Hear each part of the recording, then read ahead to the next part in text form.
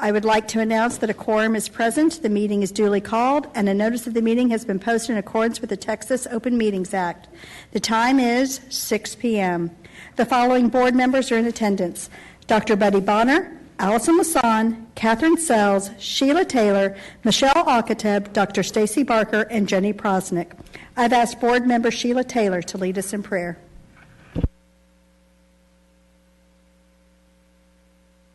Dear Lord God, we come humbly before you with a spirit of praise and thanksgiving, thanking you, Lord, for each and every blessing you've granted us individually and collectively. Even though we are less than worthy, you bless us anyway. We give you all the glory and all the praise. I ask that you be with us tonight as we do the important work of LISD. Please cover us in the spirit of discernment, good faith, and wisdom as we make important decisions for our students and this district. Please cover our administration, our educators and staff, along with each family and community across our entire 126 square miles. All these things we ask, Father, in your Son's name. Amen. Please join us in the Pledge of Allegiance and this Texas pledge. I pledge allegiance to the flag of the United States of America and to the republic for which it stands, one nation, under God, indivisible, with liberty and justice for all. Honor the Texas flag. I pledge allegiance to thee, Texas, one state under God, one and indivisible.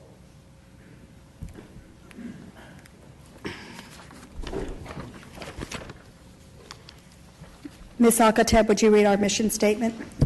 Engaging and inspiring learners and leaders is the mission statement for Lewisville ISD. Dr. Bonner, would you read our vision statement? Certainly. The vision statement is all students are confident, equipped with the knowledge and skills to thrive and adapt for their future. Public comments are next on the agenda, but we have no speakers. So I'm going to take a moment of privilege and extend the board's good wishes to our soccer teams as they play while we sit here tonight. First of all, to our Lady Marauders, does anyone have an update? They started at 5:30? 0-0.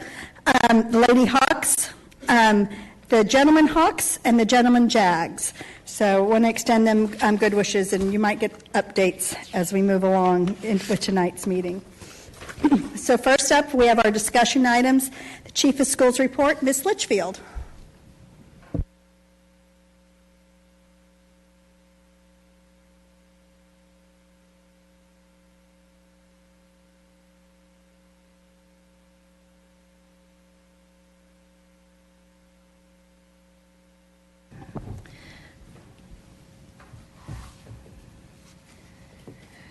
Good evening, President Prosnick, School Board, and Dr. Rapp. We are here tonight with Ms. Crow and Ms. Adams to go over the Counseling and Social Work Service Program update. So I'm going to turn it over to them. Good evening. Thank you so much for having us here. We need the, there it is. Thank you.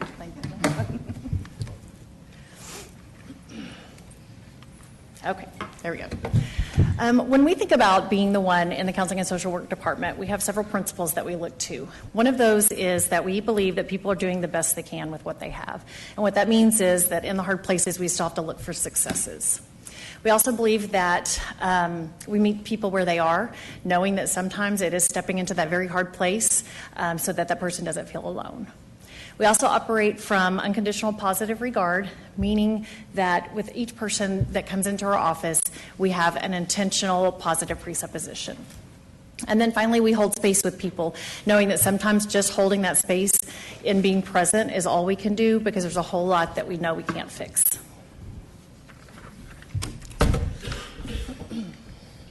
So on this slide, this is the scope of our department. It's the who and the what. The top part is our campus counselors. All of our campus counselors hold a master's degree in school counseling, as well as a certification through SBEC. We have our student assistance counselors and social workers who are our specialized mental health positions, and they all hold licensure either with an LPC, an LMSW, or an LCSW. And then we have our choices and our SAP team, which is our school age parent program. If you look at the white boxes, those are the programs that we have the opportunity to support in our department. We're going to be highlighting some of those throughout our presentation this evening, but I wanted to point out a couple on here. One of them is our care team. Our care team supports campuses when we have a loss. It's comprised of 50 to 60 mental health professionals in the district from our department and the special ed department. We train them, and then we have an entire deployment model to support campuses with whatever they need when they have a loss. We also follow up with them on some post-vention supports and post-memorial pieces. The other thing that I wanted to highlight is our cohorts 1 and 2. When we are doing our counselor pool screening, Manya and I have the opportunity to meet every candidate in addition to our screenings, and we tell them that we are not the kind of people or department or district that says, let us know if you need anything. So our new counselors that are either new to the profession or new to the district spend 2 years in a cohort with our CSW admin and some of our counselors at each level. And we walk them through kind of the institutional knowledge, the protocol pieces, the philosophy, and just the heart of stepping into this role because we really want to know and grow all of the people in our department. A couple of other highlights from these programs. We have Go Centers, which is a partnership through UNT. We have Go Centers at all of our high schools, and what that is the UNT students who come in and mentor our kiddos as they look to post-secondary opportunities. And then in addition to that, we have also a REACH grant that is a partnership with Region 11, and that is funding to support our McKinney-Vento program, which is our Federal Homelessness Act. So we will start with our campus counselors. So TEA calls them professional school counselors. And we have the white box right there is the Texas Education Code that defines the role of a school counselor. All school counselors operate from the Texas Model for Comprehensive School Counseling, which was adopted the 5th edition in 2018. The Texas School Counselor Association has the Crest Counseling Award, which recognizes exemplary counselors, exemplary Texas model programs in Texas. And this year we had 42 campuses in LISD that were recognized. And so that is a picture from our awards banquet with some of our counselors and administrators. One of our favorite projects is our Back to School Fair. As you can see, we've been hosting it for quite a few years now. And our numbers last year topped a little over 5,500. And that is the combination of our families who come to the in-person fair, in addition to what we call campus deployment, which is if a student and family cannot come on that day, then we will make sure that those backpacks and supplies get to that campus so that they are on that student's desk the first day of school. So one of the components of the Texas model is called responsive services, and that entails prevention, remediation, intervention, and of course crisis response. And so these numbers are reflective of outcries in the categories of suicidal intervention, non-suicidal self-injury, and violent behavior ideation. Our current numbers year to date, which is February 27th of this year, are 571 suicidal ideation or NSSI outcries, and then 300 violent behavior outcries. And those outcries are individual, so they could be duplicative of a student outcrying more than one time. So when we look at our office visit data, we anytime that we have any type of an interface with a student, we do an office visit in Skyward. This allows us to see, in a minute I'm going to share the description of office visit reasons. This allows us to kind of see why we're seeing students, how many times we're seeing a student, what types of interface we're having when we're doing consultations with their parents and other staff. You can see we have it broken down by campus counselors, student assistance counselors, and social workers. And in looking back on last year's year-to-date data, we are on track to end up where we were last year, if not a little bit over. And these are also of February 27th of this year. So when you look at our office visit reasons, we have these categorized. We've done some tweaking over the years to make sure that it's reflective and our counselors are able to utilize it in their program planning. But you can see our academic reasons, the guidance, our responsive services, parent and community contact, and our system support. These are not 100% the same as the 4 components in the Texas model, but we wanted to have some local data, especially when it comes to the academic pieces of how we are supporting our students in their interventions and individual counseling. So during the last legislative two sessions, Senate Bill 179 was finalized, and what that entails is a requirement that school districts adopt a policy that the school counselor is to spend at least 80% of the school counselor's total work time on duties that are components of the comprehensive school counseling program. That also requires us to use a collection tool. We have to turn in annual assessment data to show compliance, and also upon request, we show the tool that we've used. We did select a tracker that was created by one of our region centers and was also the one that was widely selected by most ISDs across the state. So when you look at our percentages, you can see the 4 components listed there: guidance, individual planning, responsive services, and system support. I mentioned that we are operating under the 5th edition of the Texas model. The 6th edition will be hopefully adopted in 2026, or 2025, I'm sorry, and that will wrap in some of our new legislative mandates, as well as moving some of the system support pieces into the indirect under each of the components. So as you look at our time tracker data over time, you'll see a shift from that system support into the other 3 components. When you look at the components, I think system support comes with that program management piece, a lot of the program planning. Another one of our core beliefs is consultation in our department. So that's consultation with other staff and admin, stakeholders, and just making sure that we're looking at it from the whole child lens. And then the last data point on there is that non-counseling duties, and you can see that we're well below the 20% that Senate Bill 179 defines as 80 and 20, that no more than 20% of a school counselor's time can be spent on non-counseling duties. So we asked for our counselors to give us some feedback and reflections on this tool, and while they were not super elated at the very beginning to have this added to their plate, their reflections certainly show us the value. And so here is some of that feedback. It allowed me to see where I'm spending my time and be more intentional in my planning. When looking at where my time was spent, I shifted my days in order to start groups to meet student needs. It has allowed me to impact more students proactively instead of reactively. I've observed that I not only spend a lot of my time with students, but with parents, teachers, and staff. And it has reaffirmed that my role is respected and valued, and I'm able to be a counselor. And along that vein, we certainly want to pause and take a minute to say that way before Senate Bill 179 was ever even a thought, LISD supported us in the counselor role being implemented in the way that it was designed. And so we had no qualms whatsoever or worries about the 80-20. We were ahead of the pack before the legislator decided to even give us a thought. And so for that, with the support of district administration and board of trustees, we are eternally grateful. So when we think about what 1 degree is, in the role of the counselor, it often can be very difficult to find where a little bit of change can happen. We hear hard stories, we hear bad things, and we sit with people in some of the worst things that they will ever go through. And so that intentionality in this role has to be there to find those successes, to find that ray of hope. And so sometimes those successes look small, and we have to have a lot of purpose in making sure that we're even celebrating that. So now we're going to do some program highlights for each of our roles. We, of course, are going to have a 1 degree story for each of those, and so we are going to be sharing names, but of course we've changed names and identifying details for confidentiality. So our first school counselor highlight is elementary, and that is our group counseling. And so this year to date, we've had 278 groups in elementary.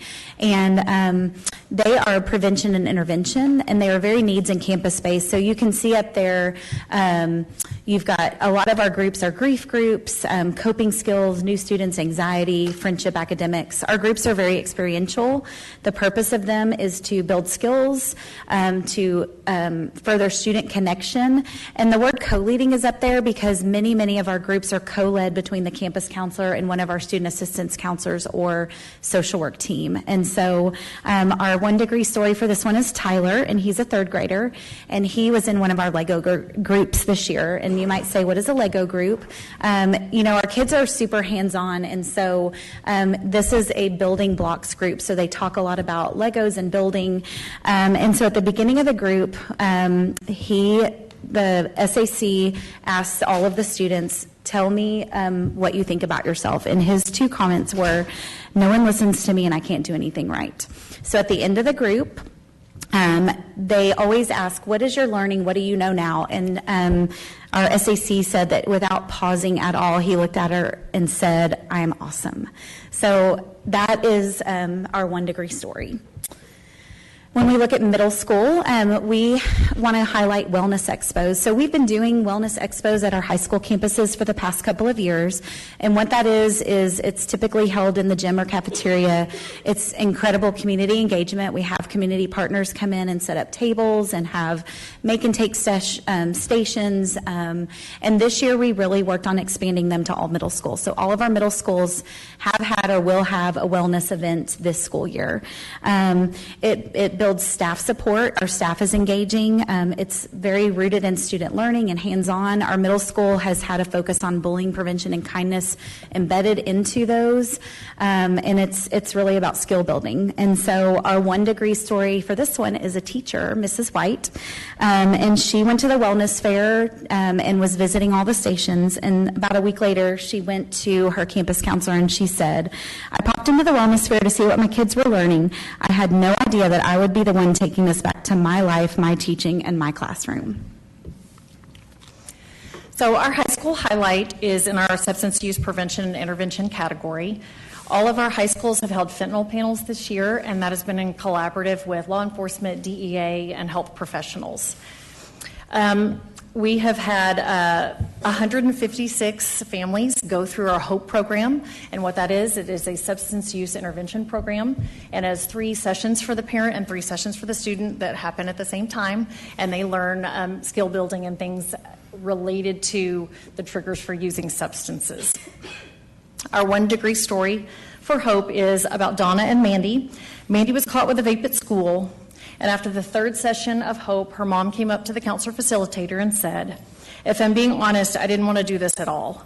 It's so hard when your kid makes a mistake like this, but I have learned that I have to walk this with her so she doesn't keep going down this road. I guess you could say that HOPE has given me hope. Our highlight for our specialized team is Parent Cafe. Parent Cafe was brought to us through a grant with Delay and Texas Health Resources. And after applying for a Title II grant, we were able to train our entire specialized team.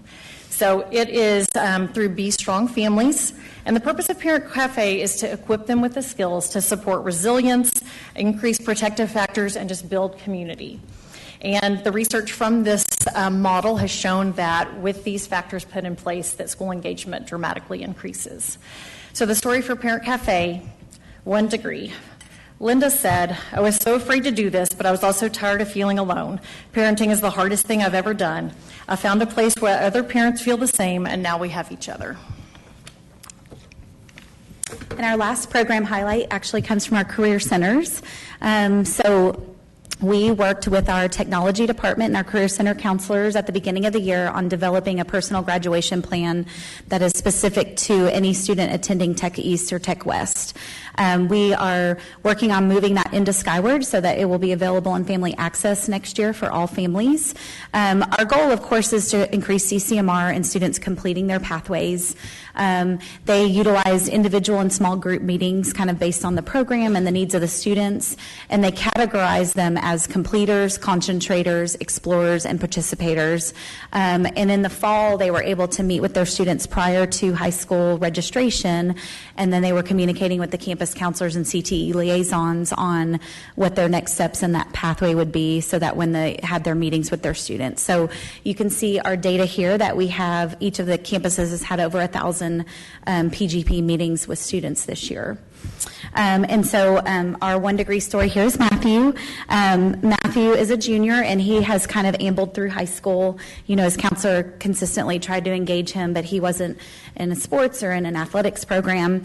But he would come in her office and always talk about cars. And so she encouraged him and told him about the community event at the career centers, and he ended up in the auto collision program. And so he had his PGP meeting last week, and he told his counselor, I'm passing all my classes, and he said, I'm actually excited to come to school because I found something I'm really good at and that I love.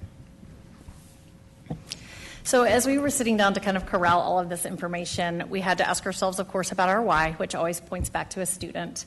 And so we have a final 1-degree story to share with you, and that is about Alex. And while Alex was in high school, he had some significant struggles at home and at school. His counselor was able to hold space and meet him where he was. He came back to visit his high school counselor. He says he's in college and he's doing very well. Here's what he shared. I only have to change my trajectory 1 degree to go from here to here. It makes all the difference. So in this department, we strive to be the 1 degree. Thank you. Board, are there any questions? Ms. Taylor. More of comments. First of all, what a wonderful report. Just amazing work that you're doing. It's comforting to know that school is still a safe place because, social, emotional learning, teaching coping skills, conflict resolution, all of that is under attack. So I just want to thank you for the work that you are doing. Sounds like some transformative learning is taking place as well with the stories that you share. Data is good, of course, but hearing the personal stories, I think, touches us most to let you know you're doing the right thing, you're doing great work, and to keep it up. I did have 2 questions, one related to the back to school fair. Is there a proof of income requirement? I just saw that the numbers had increased so drastically for 2023 of the families that we serve. So certainly our counselors highlight our students that are in need, but we also never turn anyone away. Gotcha, okay. And then I think you may have answered this question because I wanted to know, did anything really change with the work that was being done around counseling because of SB? I think it was 179, but I think you shared that information. Were the percentages about the same of how the time was spent before the law was enacted? So the way that we tracked it this year was based on 179, and we track it in Skyward a little bit differently, so it's a little bit apples to oranges. But we certainly don't rest where we are, and I think this Senate Bill 179 only spurred us to look a little bit deeper at where our time's going and see how we can continue to refine it to spend more time with kids. Ms. Dr. Barker. Thank you, Madam President. That was going to be my comment, was about Senate Bill 179, and I know when that came out, there was a lot of trepidation about we're going to have to take the time to do this tracking, and that's going to take time away from what we do. And I think that what you have done, like you just mentioned, using that as less of a compliance and more as a tool to see where we can do better and how do we make programmatic decisions based on that data. And that, to me, is one of the and kudos to your department, but that's also the Lewisville ISD way, right? We take these compliance pieces and we change them, or we go above and beyond them so that we make the best decisions that we need to make for kids. So thank you very, very much for representing that. Thank you. Ms. Sells. I just wanted to say thank you. We've worked together on the Texas Health piece and the Parent Cafe, and just from in those meetings that I have with the Texas Health, we are so proud of this program and really what your vision was and how that has impacted, and was able to come to one of the campuses and sit through one of those presentations and have a parent there. And I am just so glad that we in LISD don't just take the student and say what's going to happen in these walls is all we're going to do. And that was so evident in what you all were doing, because really the success of a child lies not only in our walls, but in their walls at home. And so in order to make that more successful, then the students become more successful. And so we are so proud of what you all are doing, and look forward to just hearing the stories down the road. And I'll be honest, I thought you were doing remarkable before, but this is just hitting it out of the park.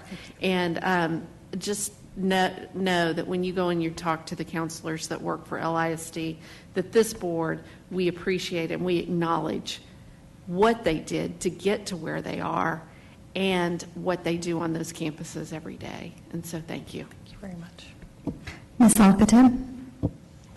I mean, I've always said that our counseling department is top notch. Like, we've got one of the best programs that are available to any of our students. You hit it key, Manya, when you said we always go back to the kids. It is about the kids. And you guys have created this umbrella that makes us unique by providing so many opportunities for our students in every possible way through all the different programs. You know, Catherine mentioned, sitting in the parent cafe, going to those panel discussions. We've sat through them, and seeing the impact that those programs are making on our students is the key. And so I appreciate that you guys have gone above and beyond. Before I became on the board, I knew that you guys were doing great things. Now I really, really see that you guys are doing great things. And so I really appreciate all the hard work that you and your team have put into it. And definitely you have our full support, and we'll continue supporting any of your programs. 42 campuses receiving the CREST counseling. I don't know if that's the highest in the state from a school district, but that's amazing. I mean, that really, truly is. And, and Ms. Taylor mentioned about the back to school fair and that increase in number. That just shows you that we do have an increase of students who have needs within our district. And I think you guys are being very proactive in making sure that we are trying to provide any possible service that we can to make them fit in. Keep sharing those stories. Those stories are what's going to touch us. Those are the ones that are going to make us feel it and understand it. So thank you for everything you guys are doing. Thank you. I actually have some questions. So I want to make sure I understood on the count of office visits that you said we were on track. So we have, from March, April, and May, we're going to do 270,000 visits? It is possible. And I can pull updated data through now. We're going into a lot of office visits with regard to registration and end-of-year processes, so that count gets a little higher. Some of our office visits are longer when we're doing responsive services, but then we have a lot of office visits in this time of year with regard to preparation for next year, so that we know that there's a large volume. Well, I wanted to also say that some of those office visits are also from a direction from this board, that we have asked that every high schooler meet with a counselor twice a year. Yes. So I wanted that kind of included in those numbers, that was definitely a directive given from this board, so that every high school kiddo got to see a counselor. And that every one of those office visits is a story. It can be a quick story, and it can be one of the more impactful stories that you shared tonight. So I thank you for your work. One degree, but one kid at a time. So thank you so much. Thank you. Marcus girls are up to 0 at the half. Go Marcus. Up next, we have Learning and Teaching Report from Ms. Gall.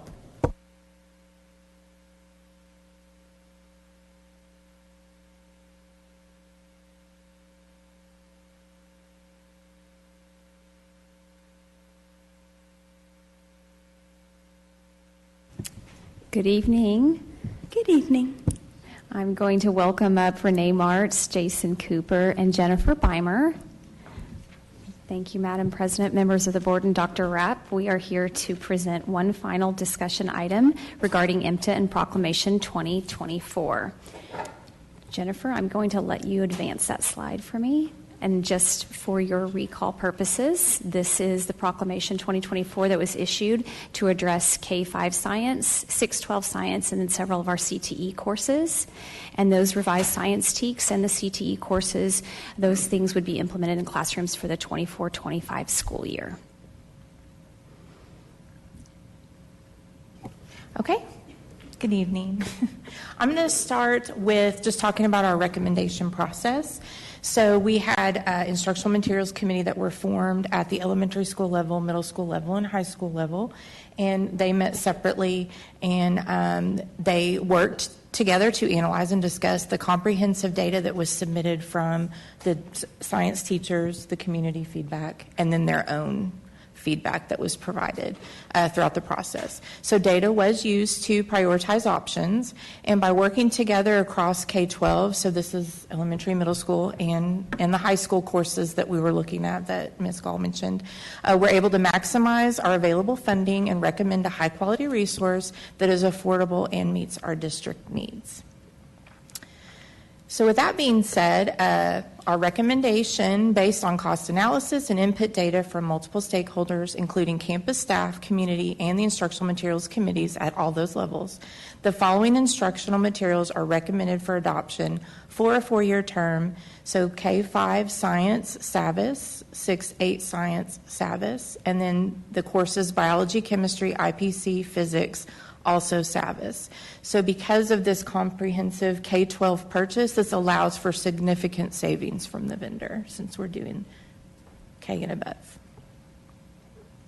So the considerations, we're making this recommendation based on these considerations that not just the committee came together, but also when we were talking after we got their recommendations. So strong alignment and clarity of the TEKS from a variety of different stakeholder perspectives, strong support for instructional design around the district curriculum. That was very important to us, that this was something that didn't replace our curriculum, but definitely supported the curriculum. Flexible tools and resources to support learners and teachers, ease of use by all stakeholders and compatibility with current devices, favorable reviews and all criteria evaluated, and again, the overall K-12 cost that fits into our current budget considerations. Okay. I'll go ahead and advance it. I think you're next. So with CTE, we obviously can't have one platform that'll go across all programs just because of the unique needs for each one of them. So we went with, we're recommending CodeHS for Computer Science 1 and 2 and Foundations of Cybersecurity, ICEV for Child Development, Food Science, Forensic Science, Human Growth Development, and Instructional Practices, and then Goodhart-Wilcox for Principles of Education and Training, and we had no recommendation for the remaining courses. The things that really we focused on were either one resource was available, or this was one of 2 resources available, industry-based certifications that were offered with that resource, and also making sure that we looked at the industry relevancy. So if you go to the next slide, the focus areas that we looked at for consideration were strong instructional course content, clarity and organization, ease of use, definitely with the support and accessibility for students and teachers, and the biggest thing that stands out for us is the strong career readiness support, including the future career preparation and the industry-based certification testing and the practice exams as well. So those were the biggest points for us that allowed us to kind of hone in on ours. With all of that being said, the next steps for us are for board approval to come to you on April 8th, and then to accept any questions that you have for us tonight as well, so we can address any of those before bringing that to you next week. The ordering process would begin in May, and then we would be able to provide teacher training in the summer and in the fall where needed for teachers to be prepared to implement and utilize these resources. Before we take questions, I do want to just say, and the next slide we've given a thank you and a shout out, but just wanted to thank all of the teachers and the CTE teachers, science teachers who participated in the process. It takes a lot of time and energy, as you all know, and we really appreciate their feedback so that we could make decisions that would support the classroom teachers and the students. Thank you. Are there any questions? Dr. Bonner. Jason, I'm sorry if you said this. On the no recommendations, the curriculum for those courses, is that something that every instructor is going to pull together from their professional libraries, their professional means? Is that how we're going to do that? So some of them do have their own supplemental resource based on the equipment that we have. Some of them have already pulled that curriculum from somewhere else.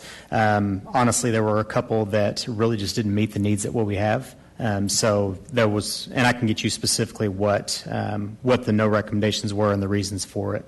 So that was my question, if I can rant for a moment. So if we worked in another district where curriculum was canned and organized such that teachers didn't have any freedom of choice in their instructional practices, we wouldn't have anything to offer, would we? Correct. Okay, thank you. Ms. Taylor. I have to ask, since it was brought up in one of the other slides, we, of course, have a deficit. With the CTE training materials, were we able to recognize any savings? Because I see that a couple of them have multiple curriculums that they're providing to us. Some of them, we do have one more year of support for that curriculum license, so we will exhaust those resources in the areas that we are renewing a resource that we currently have. They are able to grant us another year of accessibility, so we are able to save in that area. But anywhere that has a supplemental resource or anything like that, the cost will be minimal. Dr. Barker? This may be a little bit in the weeds, but I'm curious about what is meant by flexible tools and resources that is included in SAVAS. So whenever you're looking at the flexible tools, like the things that the teachers would be able to need, so I know that like user-friendly and how easy the platform is, and so if there's things like virtual labs, or if you have physical labs, but our labs don't entail going out and getting all these wild different materials, things that would be easy for you to be able to use. So some flexibility in the resources in which, so if you wanted to be able to pull a small group and have all of my kids doing the same TEK and working on some virtual labs while I'm pulling a smaller group to manage those materials. So that's one example that I have. I don't know if there's another idea that you were thinking of. I think it's just more how it's packaged by the standards and not like chapters. And so it's easy to import things in the way that makes sense for our curriculum and not just following 1 through 20. You mean a textbook is not a curriculum? No, Sorry, ma'am. being a little facetious. Thank you for that clarification. Like Dr. Bonner, I think it's really important that we have materials that support the way that we do curriculum. So, and then I think that flexibility is really important. So thank you for sharing those examples. Ms. Sells? Could you just remind me again who composes the instructional materials committees? So each one of these, ladies and gentlemen, were able to form committees based on teachers that have had involvement in curriculum writing in the past, that represent a wide variety of our campuses, grade levels, programs, recommendations from principals, those that could really spend the time and commitment and do so each time without having to drop off.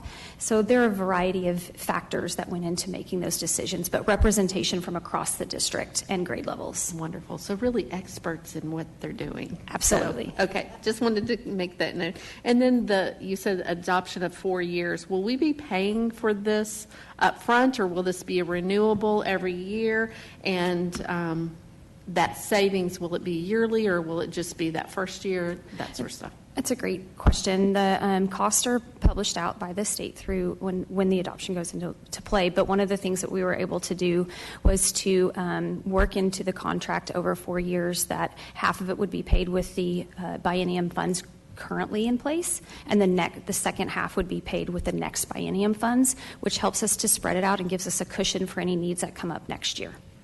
And as you all know, we have gaps in a lot of our materials, so trying to figure out where to fill those gaps this will allow us to do so.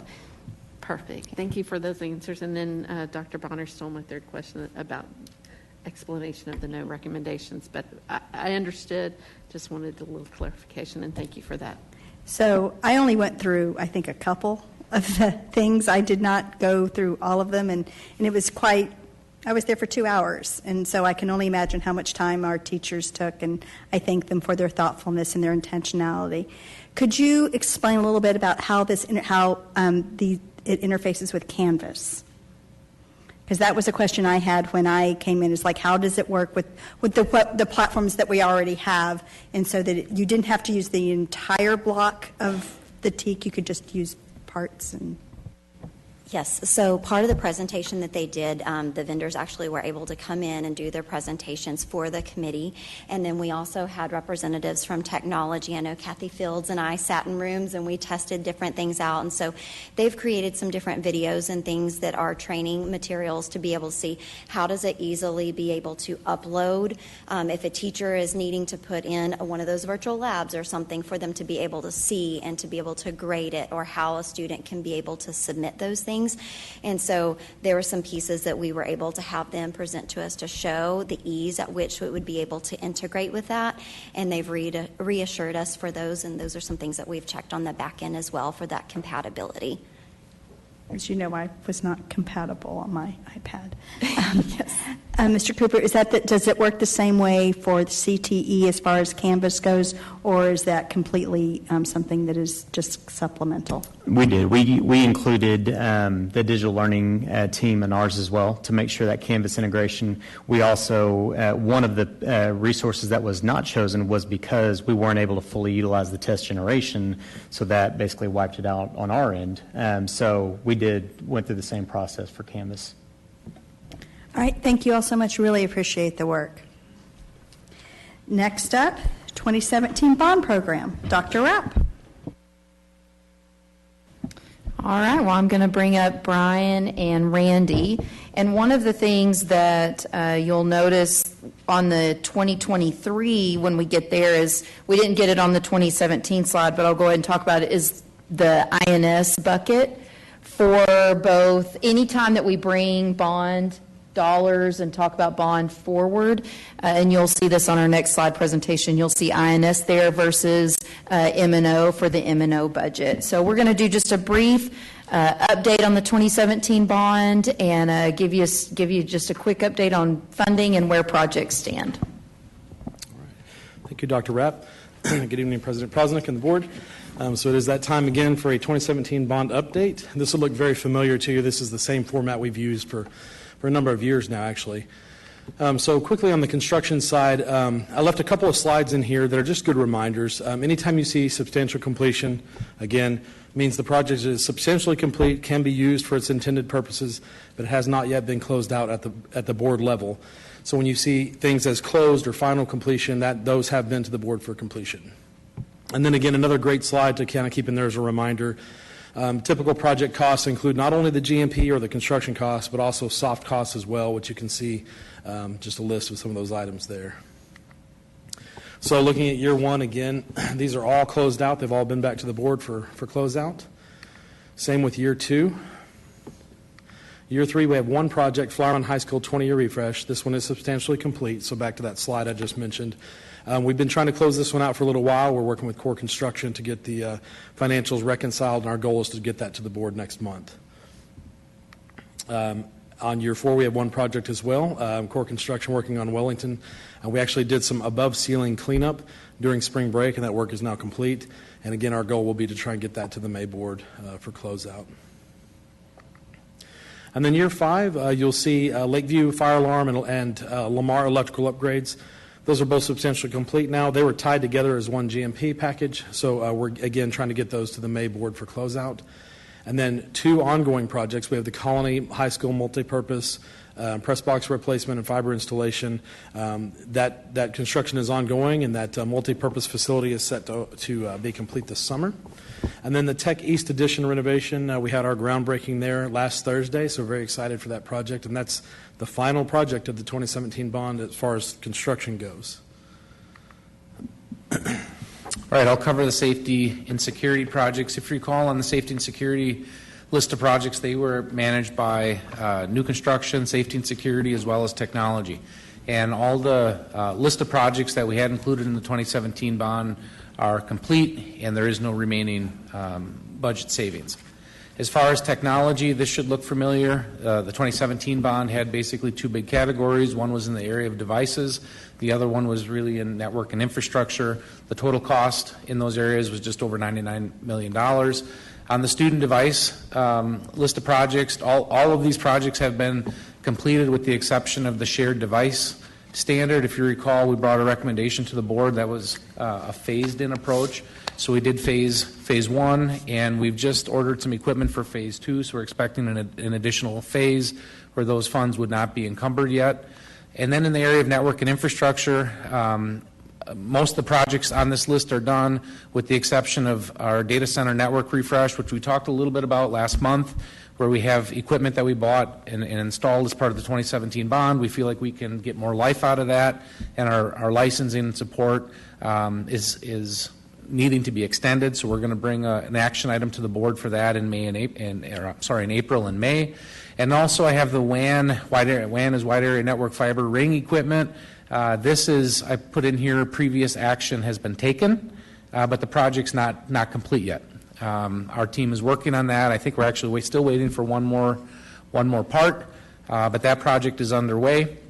So looking at where we are financially, there's about $6.8 million at this point unencumbered. So the items that I already spoke about, the shared device standard, the network licensing and support, the VMware licensing, and then I also want to point out the board approved the ERP project management, and that's essentially our work with iSphere. So most of that has actually been encumbered, but there will be additional encumbrances at the tail end of this year and into 2025. And then I also put in there other. At this point, we have no other items that we have listed, but there could be a situation similar to like the equipment in the data center where we feel like we could get a little bit more life out of it and extend that. That's a possibility. Or it's going to be end of life and we need to roll it into what we would have in our 2023 bond. Also, I want to point out two pieces. One, I have on here the residual value. We just got done replacing, or in the process of replacing, our staff laptops. When we get those back in, obviously they're going to be wiped, they're going to be inventoried, and we'll put back out for residual value. So that'll impact the bottom line as far as the budget. And I know I spoke with Angela in our department. She was working on closing out a project where there's a little bit of project savings that would also be added to that. So with that summarizes the 2017 bond update. Are there any questions? Ms. Taylor. One quick question. Is it too soon to project if we'll have savings against the $6.8 million that's still left? There's going to be savings there. So when I mentioned what's not encumbered, it's not going to be near that.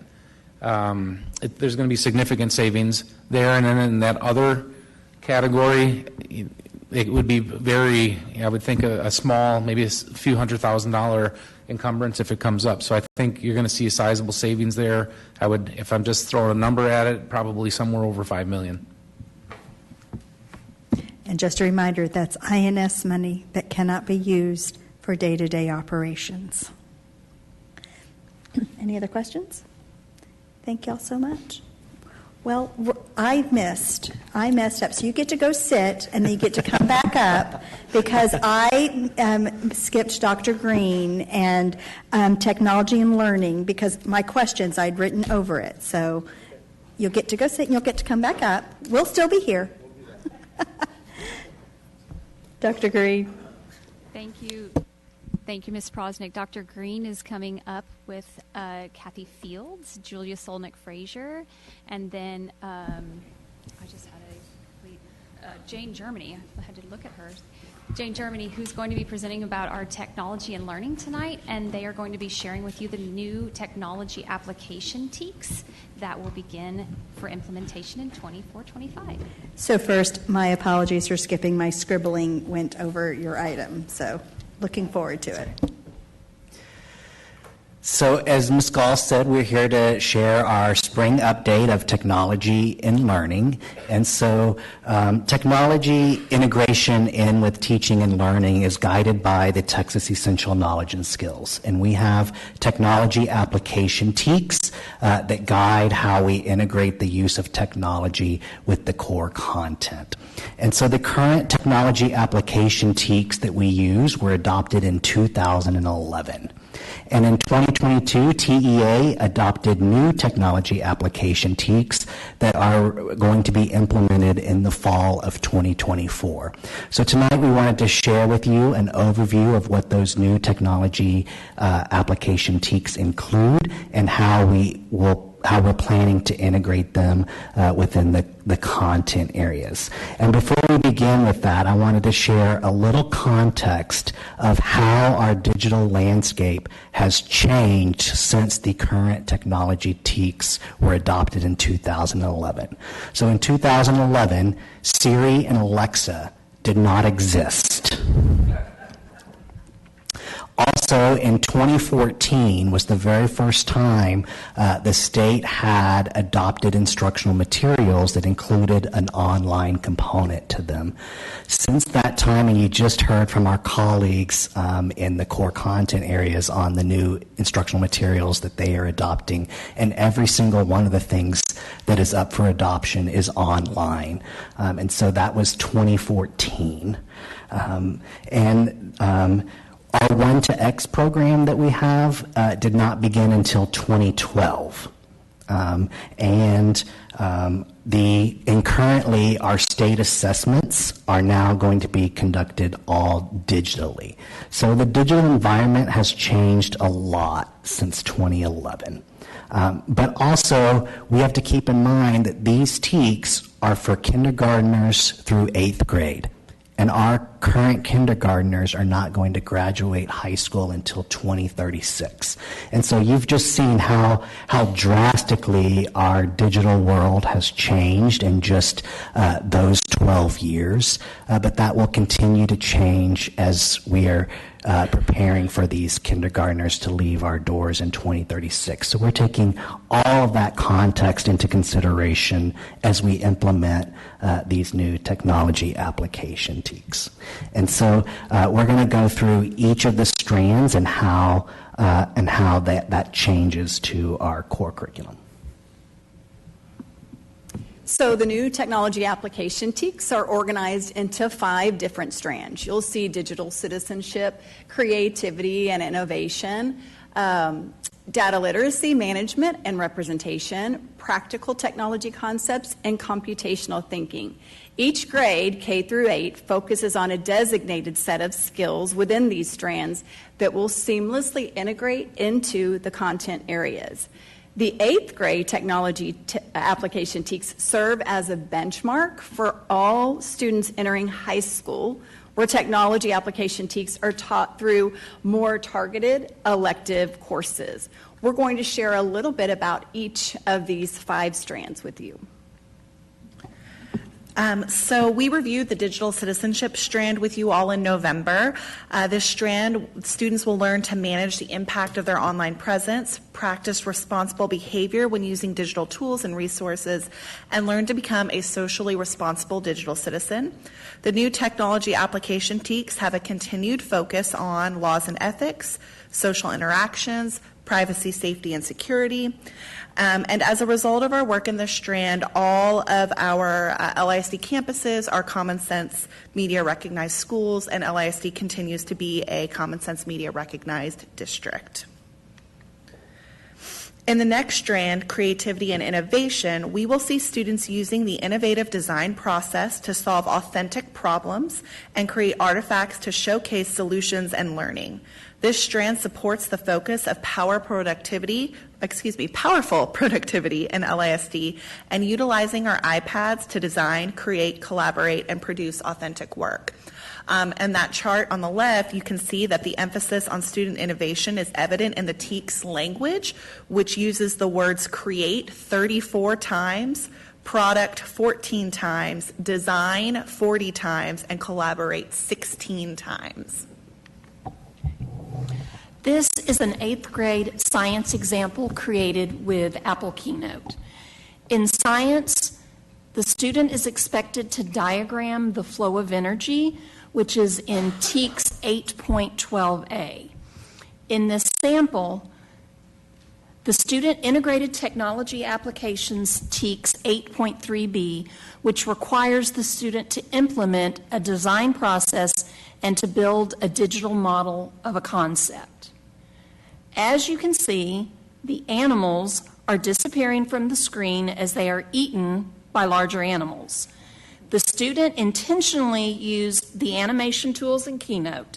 This feature allows the student to simulate organisms being eaten by other organisms to show the flow of energy. When students create products with technical tools, they demonstrate and gain a deeper understanding of curriculum-aligned concepts. The data literacy management and representation strand requires students to collect, analyze, visualize, and communicate data digitally. In these following samples, you will see how students grow in this strand over time. Our kindergarten sample shows a student using Keynote to graph classmates' favorite fruits. This student is demonstrating an understanding in TAT's K.4a, communicating data.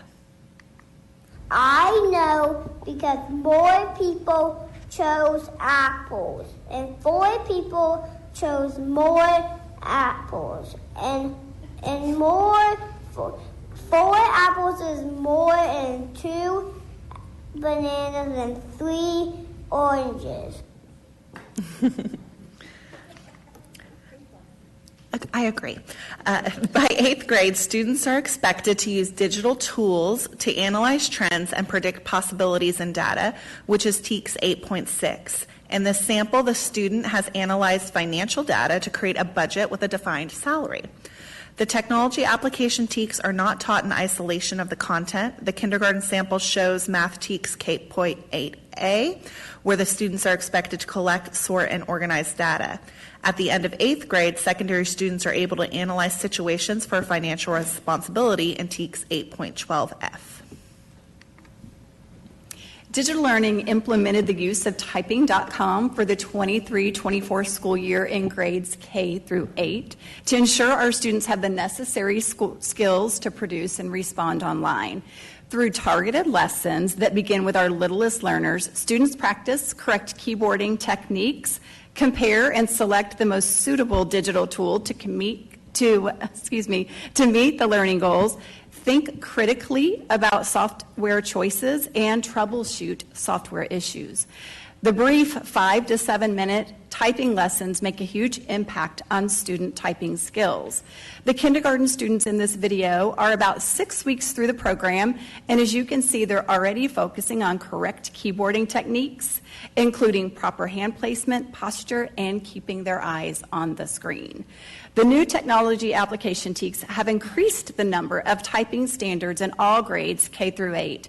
Implementing more typing skills as early as kindergarten will better prepare students for success in responding in a digital world to open-ended questions or essays that appear on classroom assignments or state assessments.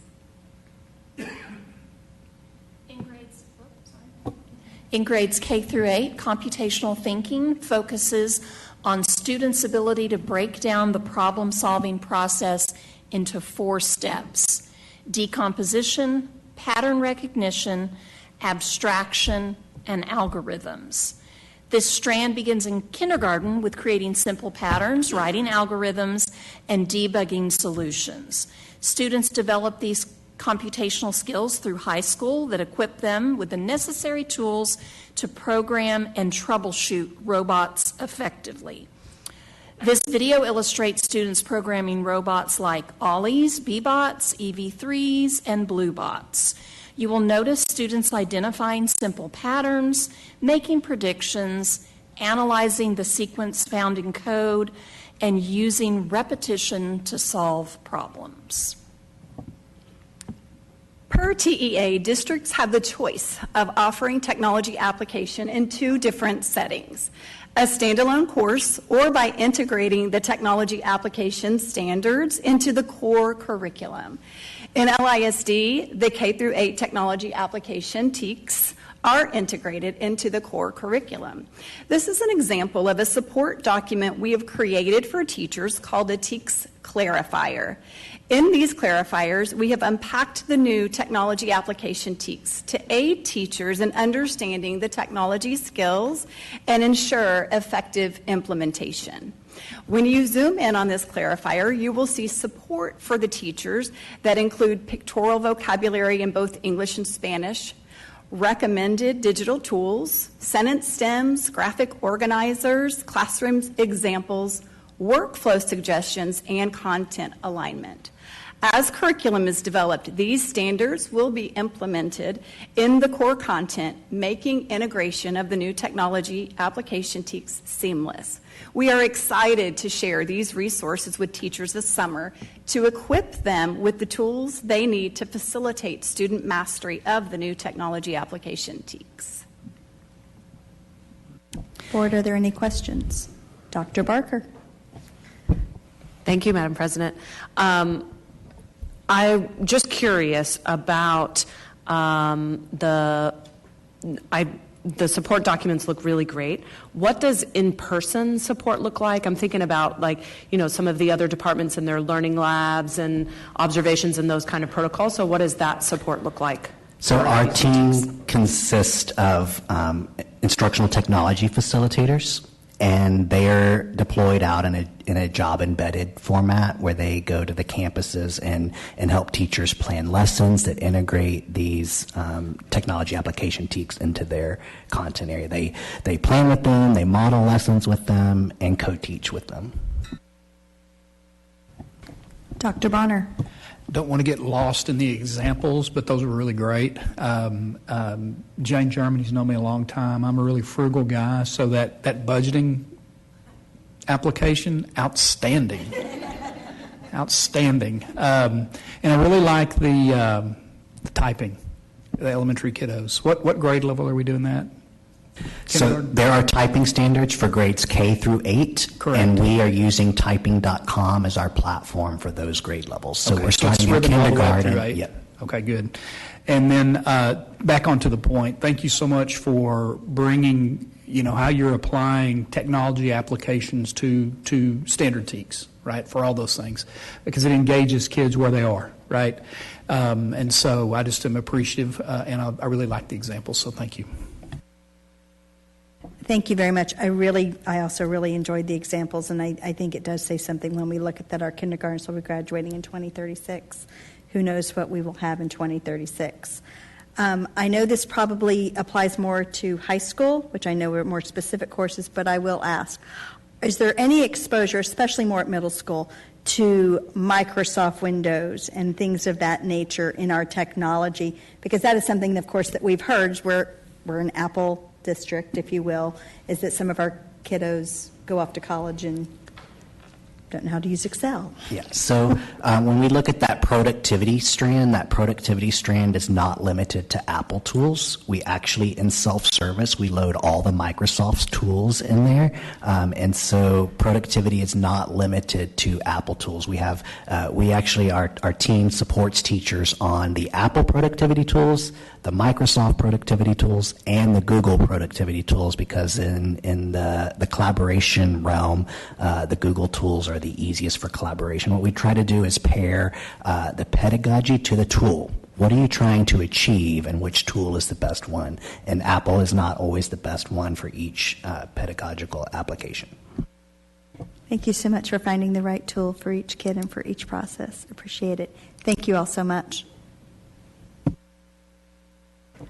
All right, Randy, you get to come probably back up. The 2023 bond program, the INS funds, Dr. Rapp.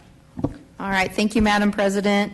Marcus is still up to 0, Marcus girls, and Hebron was down 0-1 at the half.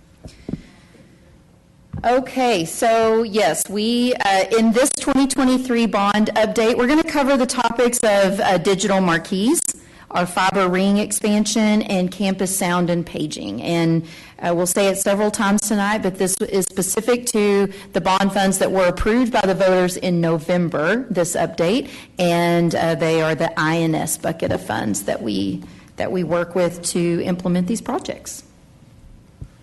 All right, thank you. So you'll see our little bucket there. Again, INS funds. A lot of times when we talk about construction, we're talking big dollars, right? But those dollars can't be used for things like staffing, personnel, operational costs like that. So, all right. So our first item tonight is regarding marquees. So in the 2023 bond, we have some marquee replacements. Those that were in the town of Flower Mound, the town of Flower Mound had an ordinance that prohibited digital marquees at any elementary or middle school. Some late-breaking news that actually got approved last night with the town of Flower Mound. to where middle schools can now have digital scrolling marquees. But back to the point here, we budgeted projects accordingly. So the ordinance at the time said they could not be digital, so we budgeted those accordingly. There are the following locations: Forest Wood Middle School, Lamar, McCamey, Downing, and Shadow Ridge. I mentioned on here that Downing and Shadow Ridge, those will be included as part of their larger 20-year life cycle maintenance repair project. Forest Wood, Lamar, and McCamey are really standalone, and so when you talk about a necessary budget increase to provide a different product, it really affects those budgets there.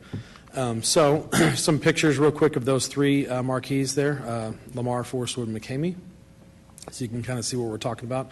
The one that we're working on this summer is Lamar. It's our only elevated, to my knowledge, it's our only elevated marquee there, so that'll actually come back down to the ground and be a traditional marquee with the digital. Again, just changed last night, so even when I wrote this slide, it's been late-breaking news since then. So it is approved. We anticipate a cost of an additional $330,000 to make all three of these marquees that you just saw our district standard, which is the digital marquee. Digital marquees do provide more robust messaging capabilities that can scroll through a variety of different messages. It's also a lot safer and easier to change out. Some of the old marquees where you have to kind of climb underneath the lid there to change out the letters, not the easiest thing to do. This proposed increase in funding that will be brought forward next Monday night as a consent item for approval. And with that, we'll go to technology. All right, thanks, Randy. So again, this is related to bond projects that are paid for with that INS bucket. Last month, Chris and I briefly mentioned that this topic was coming forward for campus sound and paging, and it is a project in the 2023 bond. Essentially, we need to do some maintenance, life cycle repair on our paging system. It's critical for campus safety, and what we're looking to do here is essentially have the board approve the cost that we're anticipating over the first 2 years of the bond at $430,000. And as we shared last month, one of the issues we have is essentially having spare equipment. So we see basically by addressing the LHS paging system, that's going to provide us some on-shelf spare equipment to use in other areas of the district, and with that would also provide us some funds to address any other products or services related to paging during that 2-year window. So essentially what we're looking to do is bring a consent forward during the May board meeting regarding this topic. And then the next topic is regarding our wide area network fiber infrastructure. So we just talked about this a little bit ago regarding the 2017 project. That project had, I can't remember, I think it was 13 sites that were on the fiber ring. So in this 23 bond, we're planning on expanding that ring. Obviously, the benefit there is it creates some resiliency where obviously not every campus is on the ring. So if there's a fiber cut or equipment failure, they're down until that's fixed. So what this is essentially to expand that. One of the things that Chris and I talked about was just the long process for that particular project from 2017. And if we really want to leverage E-rate to help maybe subsidize some of the cost, the E-rate cycle goes every year. So there's a window right now where we could hit this window and try to apply for E-rate funding, and ultimately that's essentially what we're looking to do. So we're working with procurement and contracts to have a contingency agreement signed and in place. With that would allow us to get all the paperwork submitted in this E-rate cycle for this particular project. Obviously, that doesn't authorize the district to purchase anything, so if we obviously get the pricing back on the procurement side and we want to move forward with that, the board would take action at that time. But this basically gives us the opportunity to leverage the E-rate process right now. But again, this is a project that we would be bringing forward once we have through the E-rate process. It's called a funding commitment decision letter. Once we would have that, we would know if it was approved or not and what our actual cost would be. At that point, we bring it forward to the board for action. So our next steps, Randy already touched on the marquees for April consent for next week. Last month, we talked about the virtual server hardware replacement as well as the data center project, just the non-electrical components. If you recall, I broke that out in two different areas, electrical, non-electrical. And then I'm going to kick it over to Randy. He's going to talk about May discussion items. Sure. So looking forward to actually the May board meeting, you'll see a lot of items on here. So we sold bonds in February.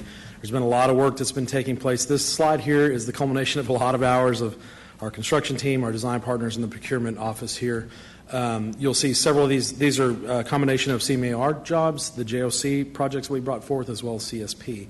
So you'll see this is really all the projects we intended to get started this summer.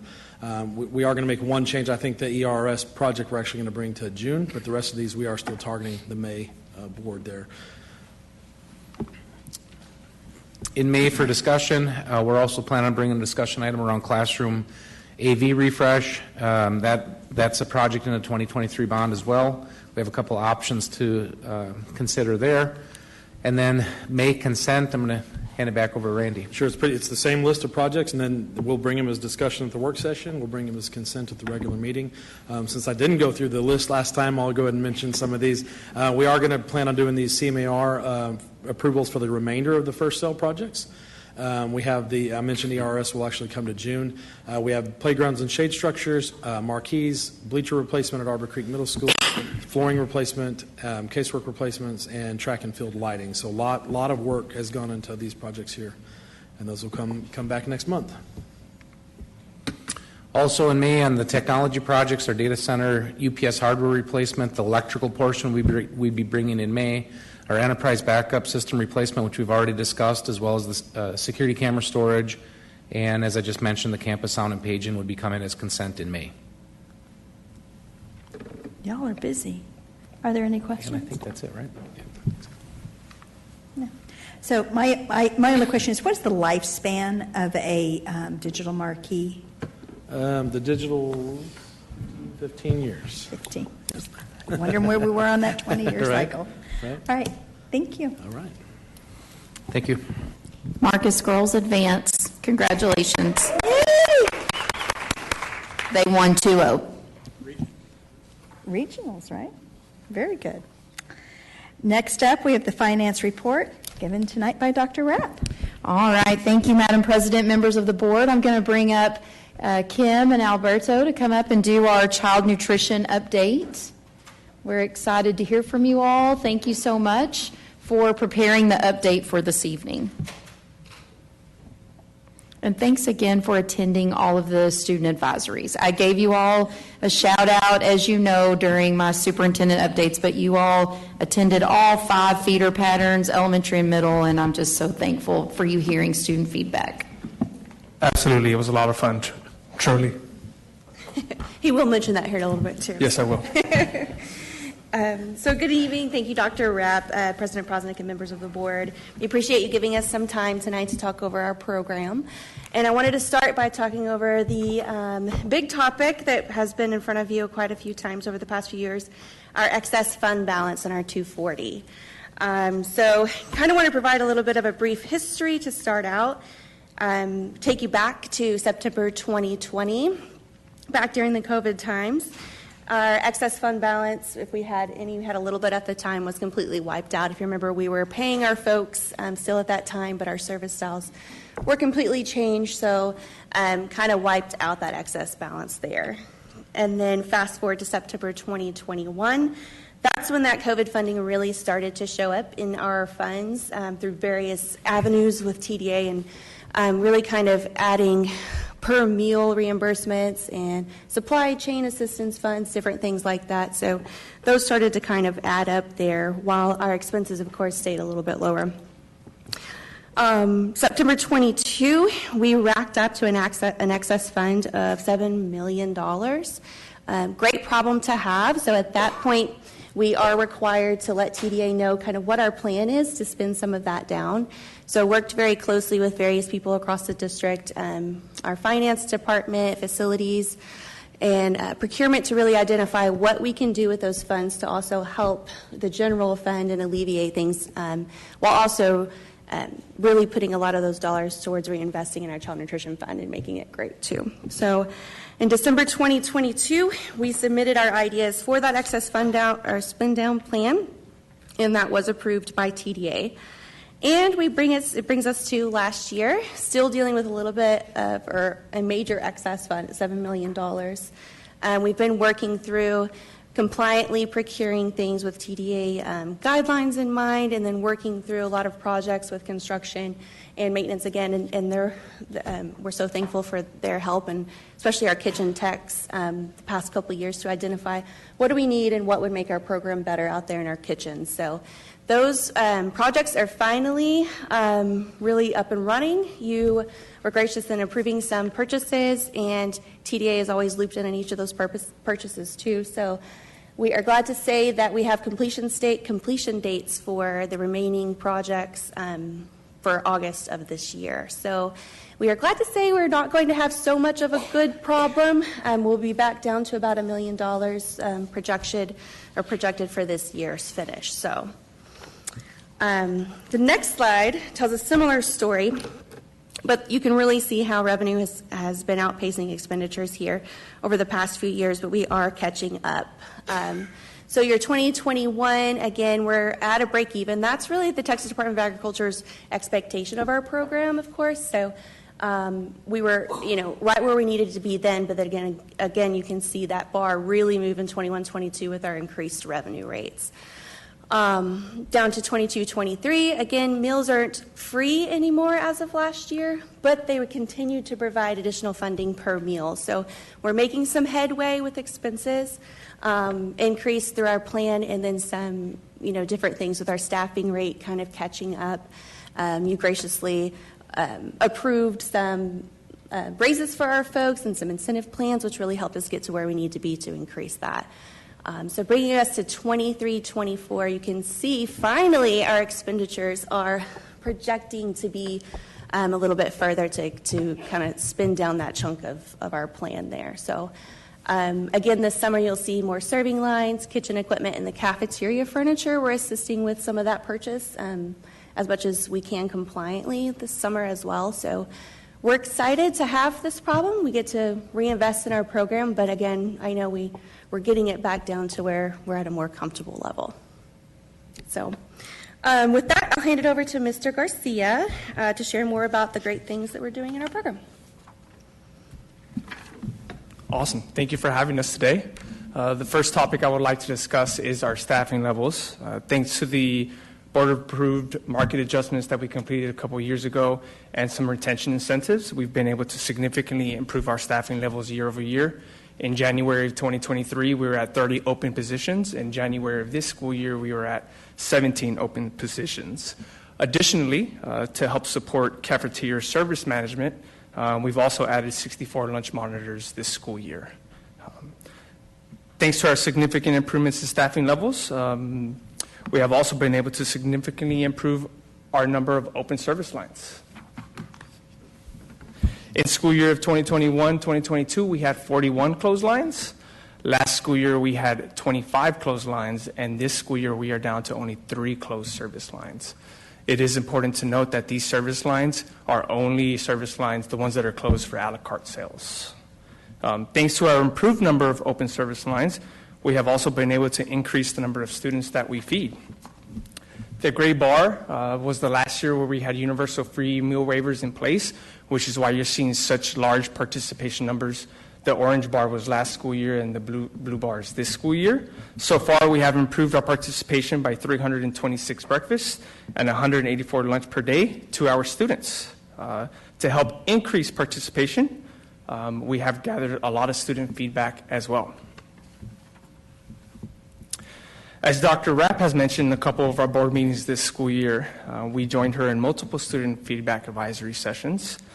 Aside from collecting very informative feedback, these sessions also were personally a lot of fun because you never really know what the students are going to say. So you have to be ready for anything. We also implemented voice of consumer feedback surveys across all 9th grade campuses and high schools.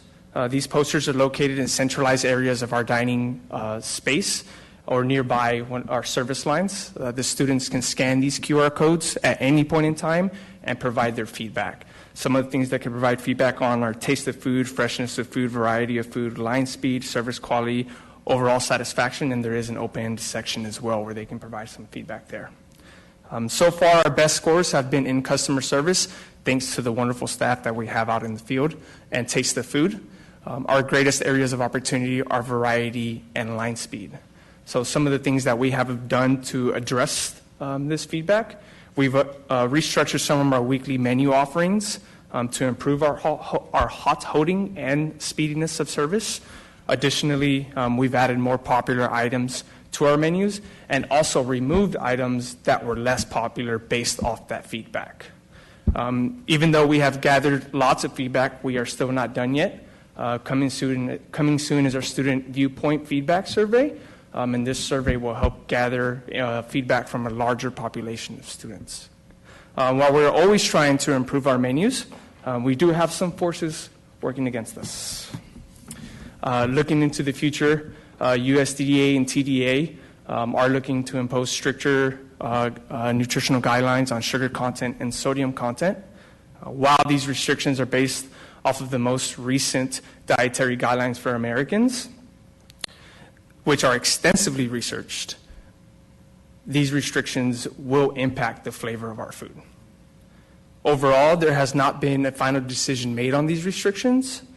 However, they will be implemented. They're likely to be implemented in some capacity. And that is all we have for today. Do we have any questions? Thank you all. Go ahead. Ms. Lasan. Thank you guys for being here, and thanks for all that you do for us and have done for us over the years.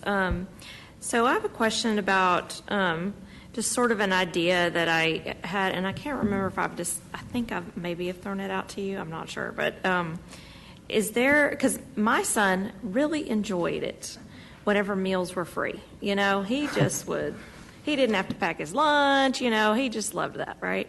So I was just wondering if there wasn't an opportunity maybe to get more kids eating, you know, like that don't normally eat, like if you had like a kids eat free day, week, whatever, where they kind of come in, and I don't know how that's, you're giving me a funny look. They come in and they sample the food. I mean, and I don't know if like regulatory, we can do that. I don't know. But I mean, is that maybe, you know, we're trying to spin down, you know, I don't know if that would help. Would that help? Yes and no. I think yes, it would definitely help with participation, so it would be great if we could do it. But guideline-wise, it'd be tricky, and it's something that the Child Nutrition Fund can't necessarily absorb, so it would run out of different funding. But we can definitely get creative with certain things that we do, or certain giveaways, or certain even kind of coupon days and those kind of things. So that's something we'll keep in mind too, because if you get it for free, you're going to eat it, right? It tastes great if it's free. Yeah. So if we can hook them, then yeah, I think you've got a good point there. So yeah, I was in a campus this morning, and just for real quick, and boy, I saw some waffles that looked really good. Good. I'm just saying. The other thing I wanted to point out, I mean, I love that you know your vacant positions number has gone way down, and one thing that I wanted to point out that if I think some of my board members know this, but that you guys have hired some of our special ed kids. In fact, one friend of mine, he went to Marcus High School, he went to Focus on the Future, and then he got a job in the cafeteria at Marcus, and he loves that. And so I don't know how many, you know, I know of another kiddo. I wonder if he got hired. I never heard. He did? Okay, good. I know that they were looking at to hire another kid from Focus on the Future, but I wanted to say I appreciate y'all doing that. And I think it's amazing. And do we have many kids from our you know little job pool here that we use that we do that with? We do. We've hired quite a few over the years. I think Jesse, 7 right now. 7. I'm being told. Oh, that's fantastic. And our HR manager Carmen Burnett does a really good job at partnering if they have a coach and having meetings with them and things like that. So yeah, we love being able to do that. It's great. Yeah. Yeah. It's awesome, and you know the more we can do that, the better. And I'm glad that y'all have started to tap into that, and I hope that it can be expanded. Thank you. Thank you. I would like to add to that, and going back to innovation. No idea is a bad idea. I think it's just whether we can make it happen or not. Yeah. So if anyone ever has any, you know, while you're visiting the campus, you see something, you see an opportunity, I welcome that feedback, and we'll try to do our best to be innovative and continue to, you know, essentially put more food in students' mouths so they're not having to worry. So there are some things that we do, marketing, promotions. One thing that we have been pushing recently, if you're walking the square in the town and you see little A-frames with chalkboard writing on them. So we've implemented that to try and put those chalkboards, those A-frames in areas where there's high foot traffic to try and attract more students to the cafeteria. So that's just one idea how we've done something creative or thinking outside the box to try to get more students to the cafeteria. But again, if anyone has any feedback ever, feel free to reach out. Thank you. Dr. Bonner? Just a real quick question. The breakfast numbers and the lunch numbers about 45% of enrollment. That's awesome. On the breakfast, do we and the lunch for that matter, do we track the percentage of those meals which are compensated by free and reduced lunch?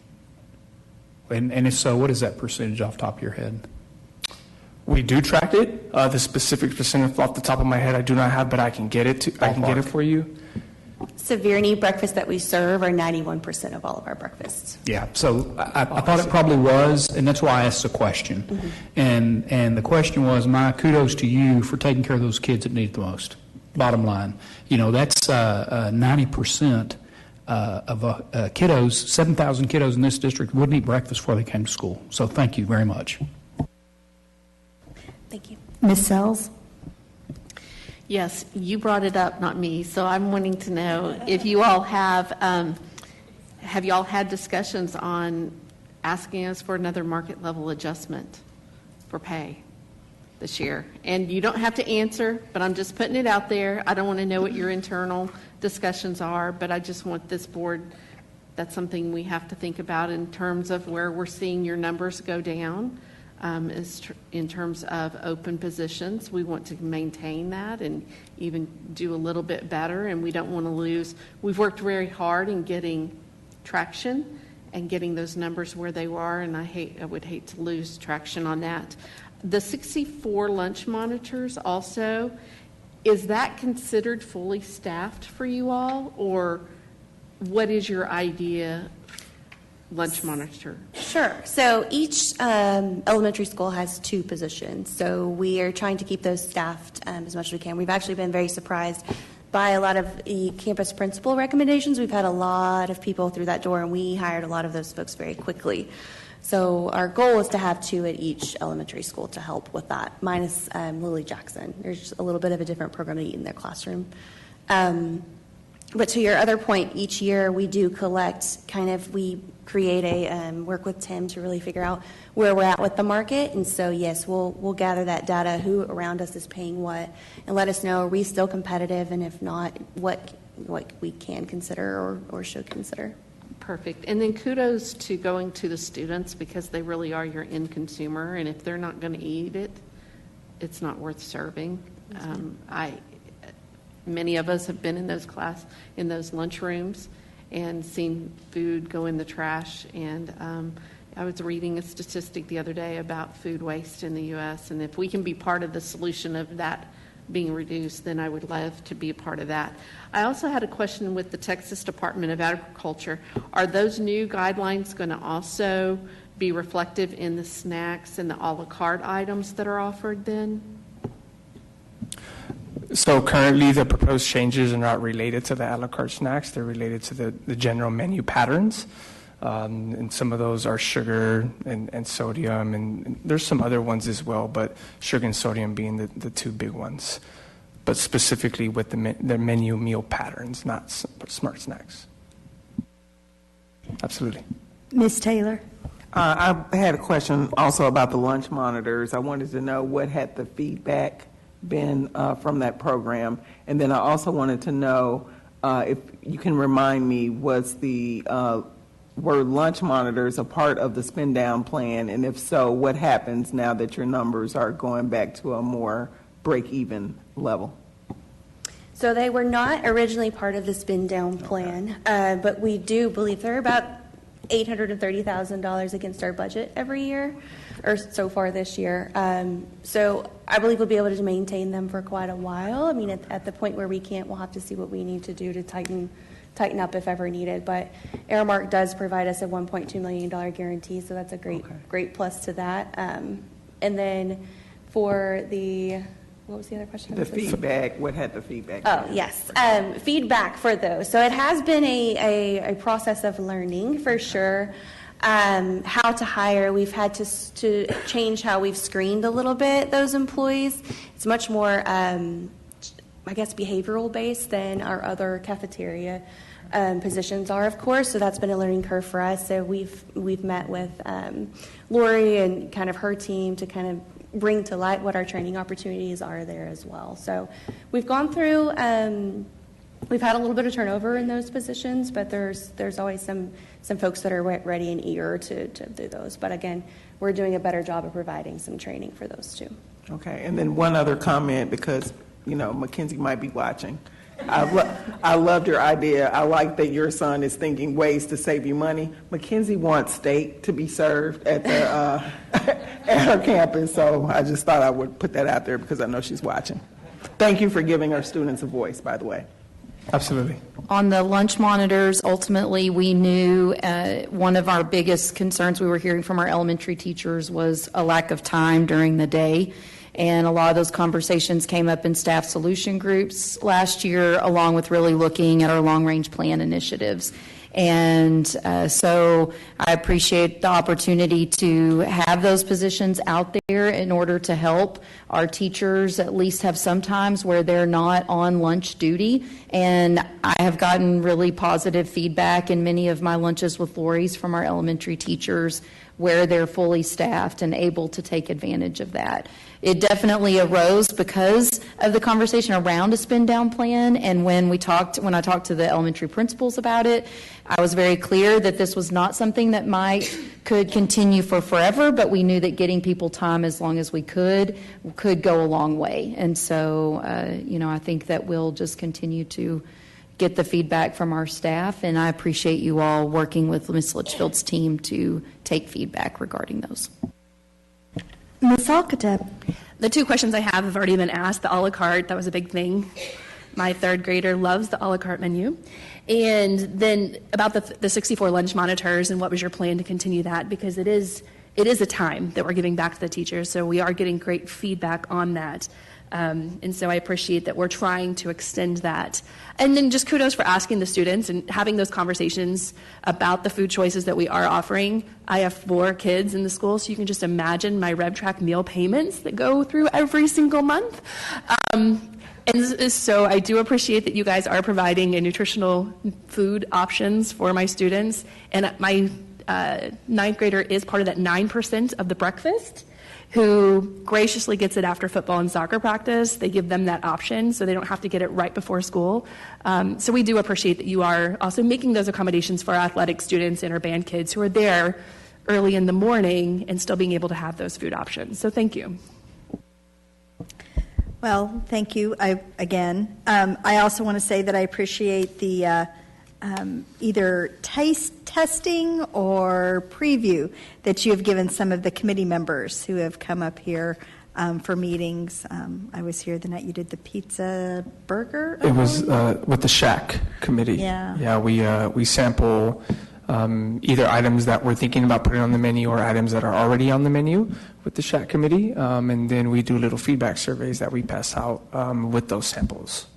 So see, there's another benefit of serving on the Shack committee for all of you out there. Thank you all very much. Thank you all. All right, you got budget.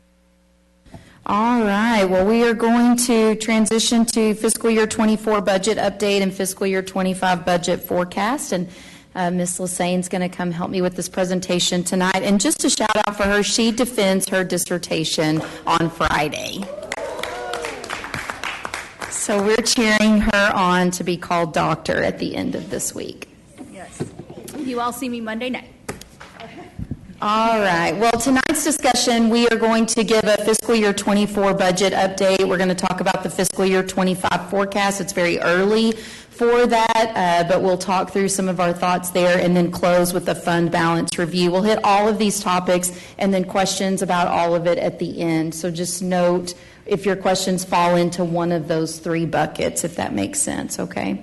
And as we talked about, speaking of buckets, this specifically is the maintenance and operations side of the house. So for the fiscal year 24 update on revenue, I'm going to have Amber talk through the revenue piece. Okay, so for the beginning, or this is our current revenue. As you know, there's been lots of adjustments. Our freeze adjusted revenue came in much lower than we expected for our tax collections, because when we did our initial budget projection, we knew about the $100,000 homestead exemption, but we didn't realize the depth of the cut from the freeze. And we didn't get that until November, so we provided you all that update in November. So the state then increased based on that. And so those are numbers. As your local goes down, your state should go up. And then we also lost some money in federal revenue from SHARS. So the year we haven't had much of a change since we presented in January. We're up about $1 million because we have significantly outpaced our interest revenue. So some of those losses we were able to kind of cushion the loss from the state revenue and the federal revenue there. All right, so we have the two buckets of money, and this is something that we're talking about a lot as we're also out on the road educating people about the bond as well. And we have talked about this slide over and over again. Communications is actually working on a brief video to help us educate our community about these two buckets of money. Of course, this presentation, as we said, that we're in right now is the M&O bucket. 84% of our district's daily expenses are personnel and salary and related costs. And the INS bucket, which is that bucket that the voters authorize when they approve bond funds, that cannot be used to pay for daily operations, again, which the majority of those are salaries. So everything we're about to talk about in this presentation tonight cannot be funded by INS funds. So our current projections, if you'll see the yellow is our third 6 weeks, and then the white is the fourth 6 weeks. The biggest change you'll see is we lost about 300 students, and those are your early graduates. So that's where you see that really big loss in ADA from the third to the fourth, which is kind of a good thing. And, it's a great thing for our kids that we're graduating. It's hard on ADA. So over the year, that's about a $2 to $3 million loss, depending on how attendance looks in the fifth and sixth 6 weeks. And then our T2 value came in higher than projected, which the higher the T2 value, the less state money we get. So we are protesting with DCAD and Tarrant County and Denton County to put those values, to decrease those values. And currently our tax collections are at 97.3%, which is exactly where we were in February of last year. So even though it looks a little bit less, we do expect to collect that 2.5% by the end of the fiscal year. 97% based on our revised revenue yes, projections, our revised. And not our adopted budget. Because if you were comparing to adopted budget, we would be significantly off in terms of tax collections. Okay. And so this is our adopted. So if you're looking right now, our adopted budget, we said $558.3 million, but we're really looking at $548. And all of those pieces have adjusted due to T2 values, ADA, freeze, the SHARS loss. So this year revenue projection has been a little more complex than in the past. It's never simple, but this year it's been a little bit more dicey. All right, so let's talk about expenditures. As we look at recapture, we're pretty much right on target, a little bit less than what we put in the adopted budget. As we know, that really starts to firm up the longer you go into the school year, and the ADA loss does impact your recapture payment. So we'll be monitoring that closely. Our 4-6 weeks, you can see we're coming in a little bit less than what the adopted budget was on payroll. We have over 115 vacancies. Of course, we budgeted at a 98% fill rate, and we have over 30 central office positions that we've closed down this school year and upon becoming vacant. And when I think about the presentation that you all saw from Dr. Green and team, and I think about the question asked about the support being provided, definitely learning and teaching is one of those departments most impacted by those closed 30 central office positions. And then, as you all know, we're working on with leadership team about reducing the non-payroll budgets. In central office, we're targeting $10 million for that reduction. For tonight's conversation, we've lowered that by 5 as we're still working towards identifying those reductions.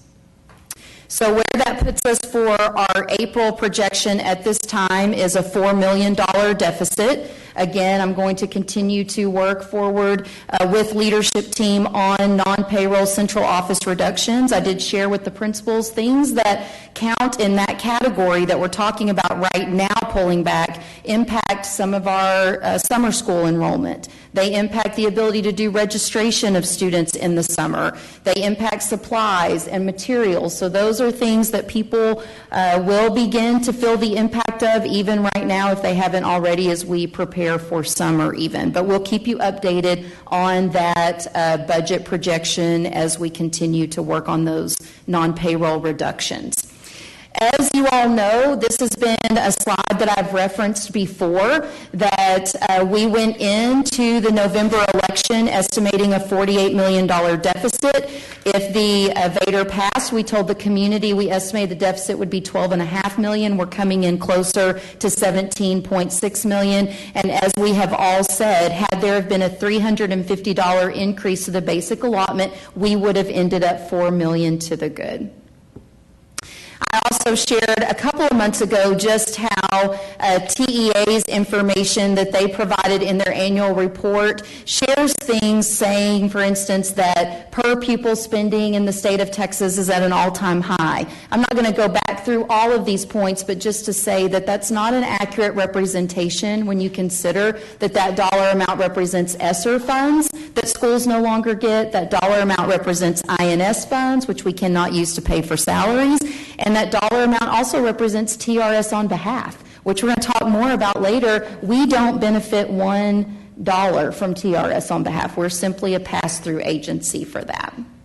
So let's transition now to fiscal year 25.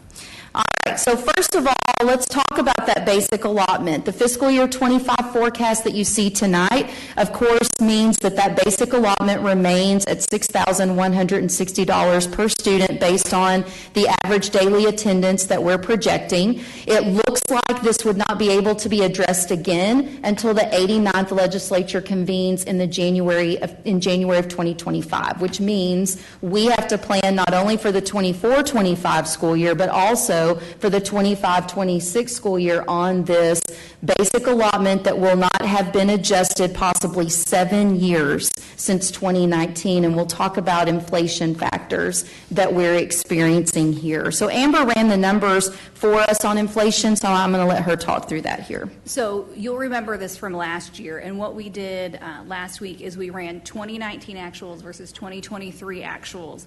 And average inflation for fuel in that time is 22% for us. Insurance is 72% for us. Utilities is 42%. And those are kind of the district-related costs. Staff salary, teacher salary has grown by 12%, but their health insurance costs have grown by 14%. So all of these fixed costs, that the only thing we really can control is the starting teacher salary. But our funding doesn't keep up with inflation. So when I looked last week, because the number at the beginning of the session last year is they would have to increase it to $7,100 per ADA, or the basic allotment to $7,100. Now it's $7,515 to keep up with 2019 dollars. So even if they fund the basic allotment at the rate we know it needs to be done, it's going to be a really hard stretch to get to $7,515.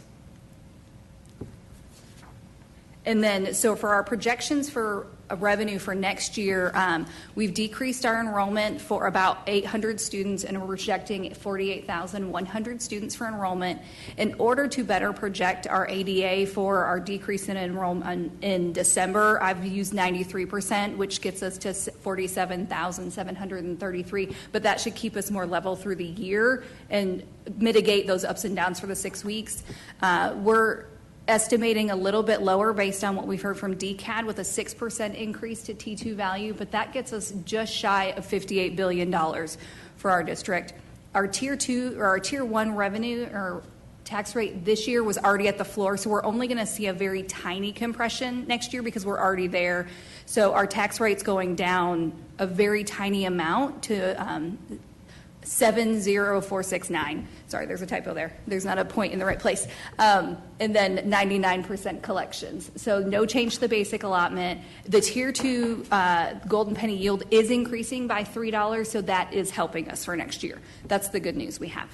And we continue to say thank you to our community for their support in the Vader election, which gives us access to those golden and copper pennies. So let's now shift and talk about our forecast on expenditures. As you can see, with that enrollment going down by about 800 students, that's going to cause our recapture payment to go up. That's how that works. And so we're estimating $14 million there in recapture. We are still maintaining budgeting at a 98% fill rate, $437 million in payroll. Right now, that amount encompasses the right sizing of our campus staffing based on enrollment decreases and those central office staff and budget reductions that we're working on.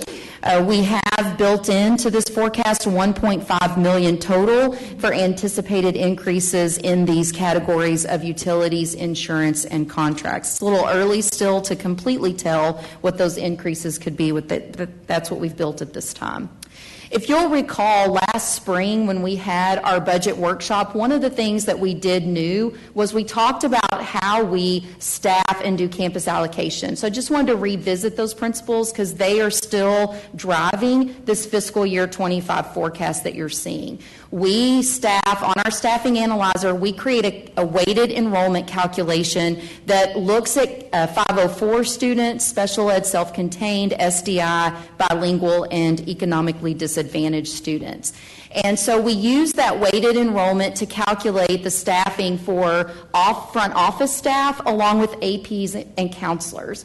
Every 225 students of that weighted enrollment is how we calculate the office calculation, and then for every 500 students is how we calculate counselors and APs. So here's a brief example we gave you all last year. You see a Title I school there on the left. Their projected enrollment is 2,041. That's what they're going to be staffed for teaching staff based on. But their weighted enrollment, when you take into account their special populations, grows to 2,645 students. So they would be given 12 in the office, 5 counselors, and 5 APs. Then you compare that to a non-Title I school, again, same 2,041 enrollment projection. Their weighted enrollment comes out to be 2,296, so that yields 10 in the office, and then that would be 4 counselors and 4 APs. You have to get to 0.7 before it triggers the next one. So that gives you a comparison that our forecast and how we support our Title I campuses versus our non-Title I campuses takes into account the needs of our students. Then additionally, as we think about right-sizing with the staffing analyzer to our enrollment, we staffed our elementary campuses at the state-mandated ratio of 22:1 in grades K through 4, and then we used 24.5:1 to staff grade 5. And then you see the boxes there on the screen for middle and high school. Our ratios vary depending on if you're talking about a general or on-level course. They vary according to pre-AP or honors, art, PE.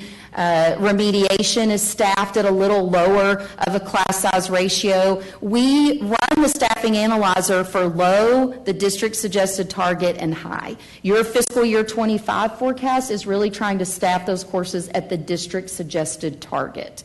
We have historically been running more in some areas between the low to district suggested. We have not yet ever moved people all the way to staff them at the high class size in all of those categories. So last year, if you will also remember, we talked a little bit about electives and where we stand on the amount of choice that we provide to kids. We shared with you all that, of course, at middle school, our kids get 2 electives for every student. So we staff every school with 9 teachers as the base package, regardless of their overall enrollment number. And there is the base package of electives that every middle school gets. So when you look at just an example of a middle school with 500 students versus a middle school with 1,000 students, everybody gets the 9. If you were to staff based on more need, based on enrollment, you could see a lower enrollment school might come in at 6 versus a higher enrollment school might come in at 11. So what that tells us is our standard staffing allocation, that 9 base package elective, is really efficient when you're running a school of about 750 to 800 students. And when we reported on this last year, 5 of our 15 schools are within that efficiency range. So then we also talked about last spring our high school elective offerings and looking at how we compare to some comparative school districts around us and the amount of electives and choice that we offer. We shared with you at that time that acceleration, our accelerated block, does allow for additional course offerings. It also allows our students to double up at 9th and 10th grade to increase the amount of electives that they could take. Our PE and athletics numbers may be a little bit inflated when we pulled them last year. We have JV, freshman, and varsity, and not everybody may offer that amount of teams. What's new this year is we've run the numbers. I appreciate the staff doing this, but it takes 19 students in every single section that a high school teacher teaches to break even and pay for the cost of that teacher. So anywhere that we're running less than 19, we're definitely losing money there. The other thing we talked about in last year's budget that is still part of this fiscal year 25 forecast is last year we were transitioning off of ESSER funds. And as I just said, TEA, including ESSER in their calculation at the state level, I think is misleading also. But we transitioned, if you will recall, $5 million worth onto the 199 payroll from over $11 million that ESSER had been paying for. And look at the things that we transitioned onto the 199 payroll.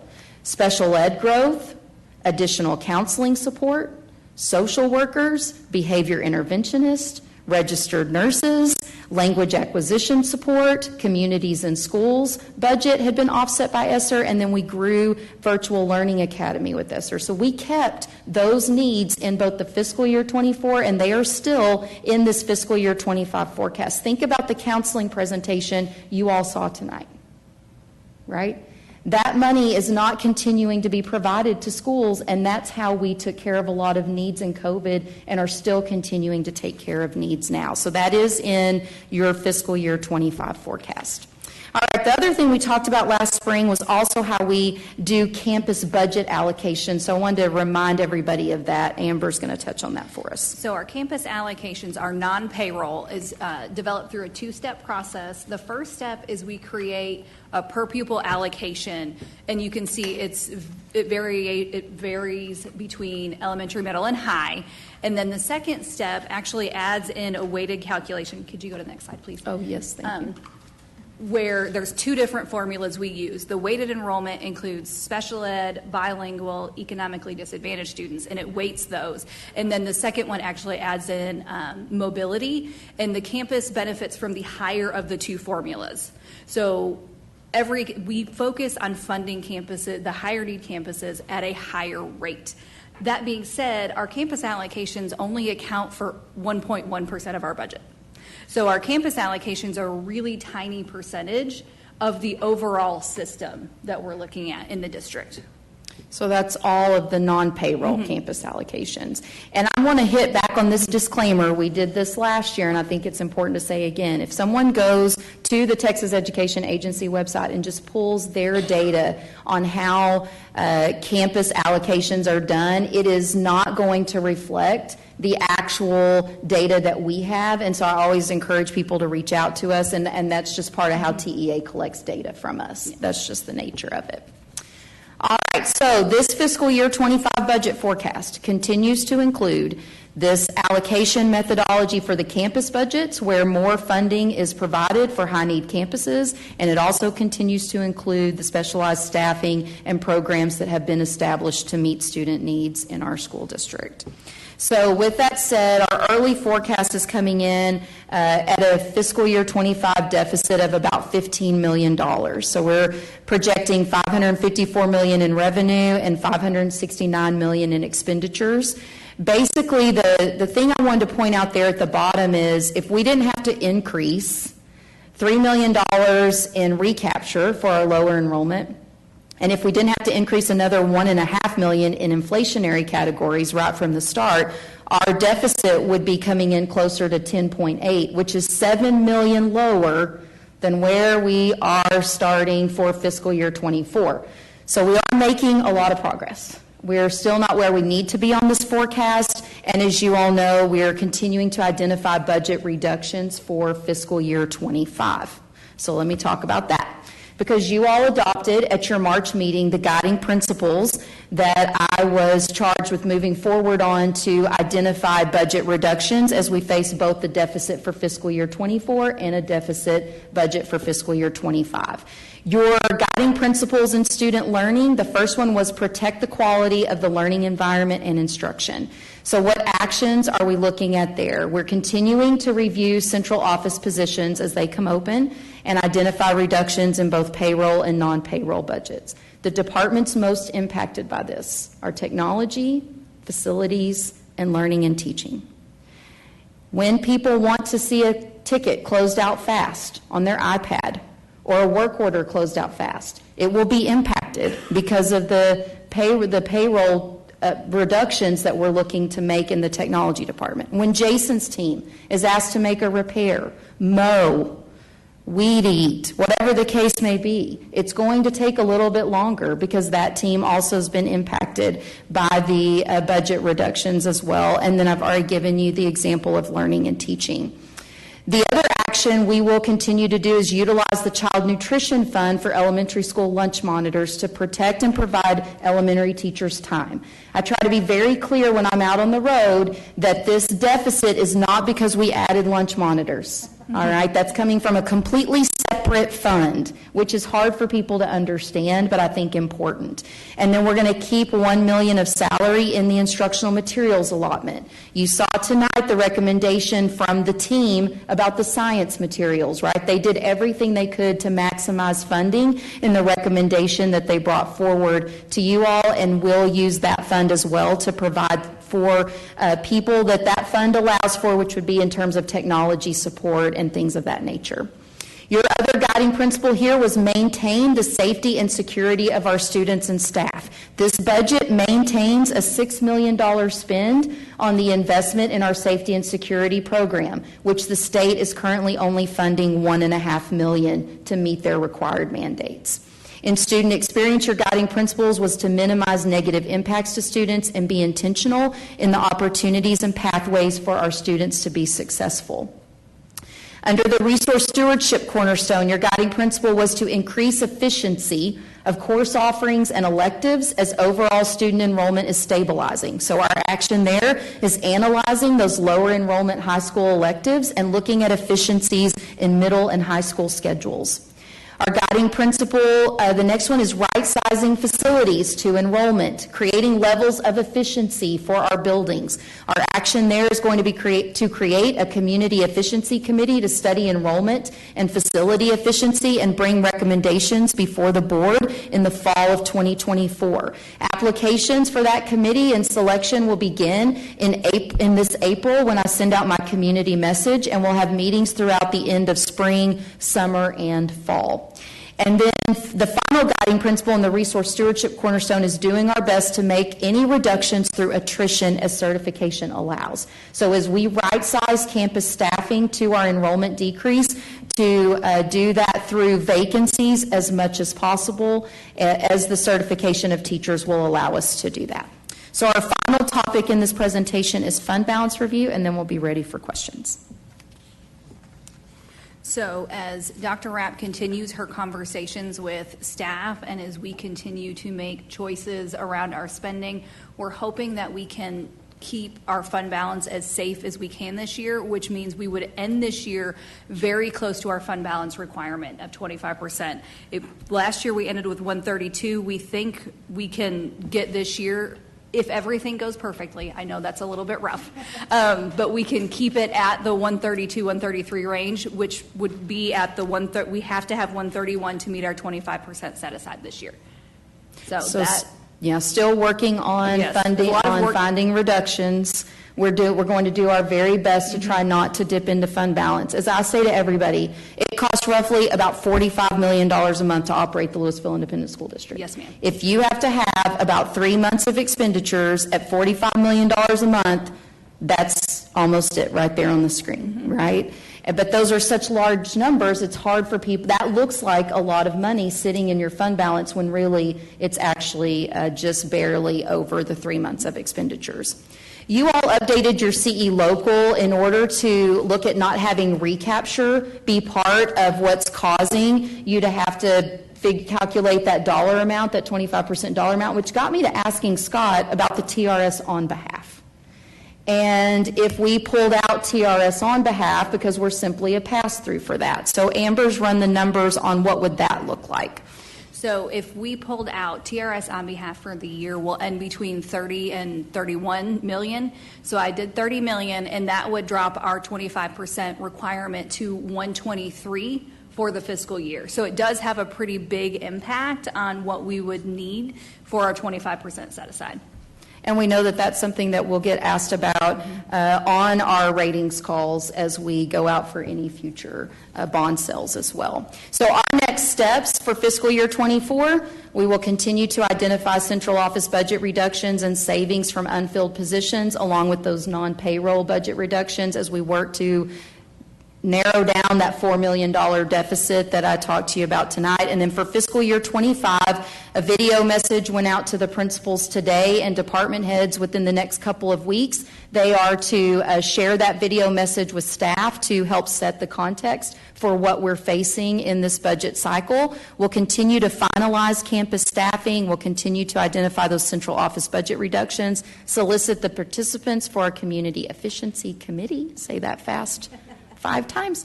And then we will work to identify those low enrollment electives and look for scheduling efficiencies, bring that back to you all, and monitor our numbers for taxable values and recapture. And with that, we'll turn it over to you all for discussion. Dr. Barker. More of a, I'll phrase it as a question. So in fiscal year 25, we have a forecasted recapture of 14.1 mil, right? Yes, ma'am. And we have a forecasted deficit of 15.3 mil. Those are very close numbers. Yes, ma'am. They are very close numbers. So I know we've been talking a lot about basic allotment increase, but if we also convinced our legislators to take a look at recapture, that would change the game too, wouldn't it? I know it's a hard ask, but those are very close numbers. That's right. And even think about what we just said with safety and security. $6 million, we're getting $1.5 million. That would make huge progress there if the safety and security allotment was more on target to meet the needs of what they've required. You know, really, again, when the basic allotment goes up, our recapture payment will go down, because the basic allotment will say you need to keep more of your local taxes in your local district. And it's not out of bounds. We've talked about over and over again, it would have taken about $5 billion for them to increase the basic allotment, a very practical amount, and that would have helped all school districts in the state of Texas. Ms. Taylor? So I like the way you think, Dr. Barker. I talked to the few of the legislators about recapture. Can we get rid of it? But like most people know, if you start sending money to somebody over many years, they're not going to give that up without a fight. They're probably not going to give that up at all.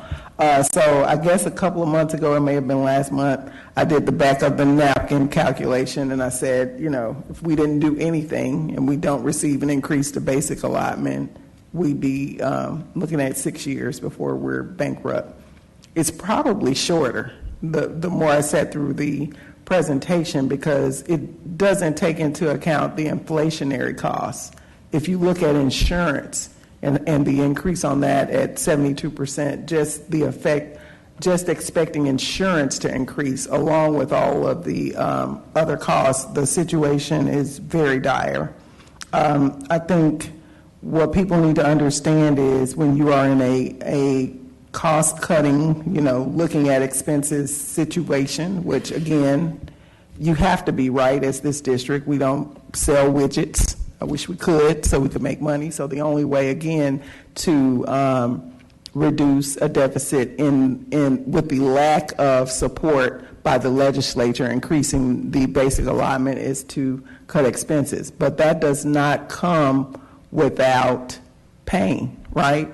It's going to be pain. And I think Dr. Rapp did a good job of saying, you know, you can look at cost cutting and you can look at cutting your payroll and cutting positions, but then when you need whatever you need, whereas that lead time may have been a day or a couple of hours, it's going to be longer, right, because you have less people. You're also looking at, we're trying to make sure that we have the least impact to students, but we're also a school district. So a lot of the opportunities that we're providing, you have to look at those, sadly. I had questions about the middle school because I thought the presentation was really good when it talked about, I guess, the sweet spot for efficiency and the number of students that you would need, and that only 5 of the schools met that requirement. So, you know, are you looking at consolidation? I don't know. I don't know what the answer is, but we have to do something because out in the near future, which is less than the 6 years I predicted because of inflation, we got a problem.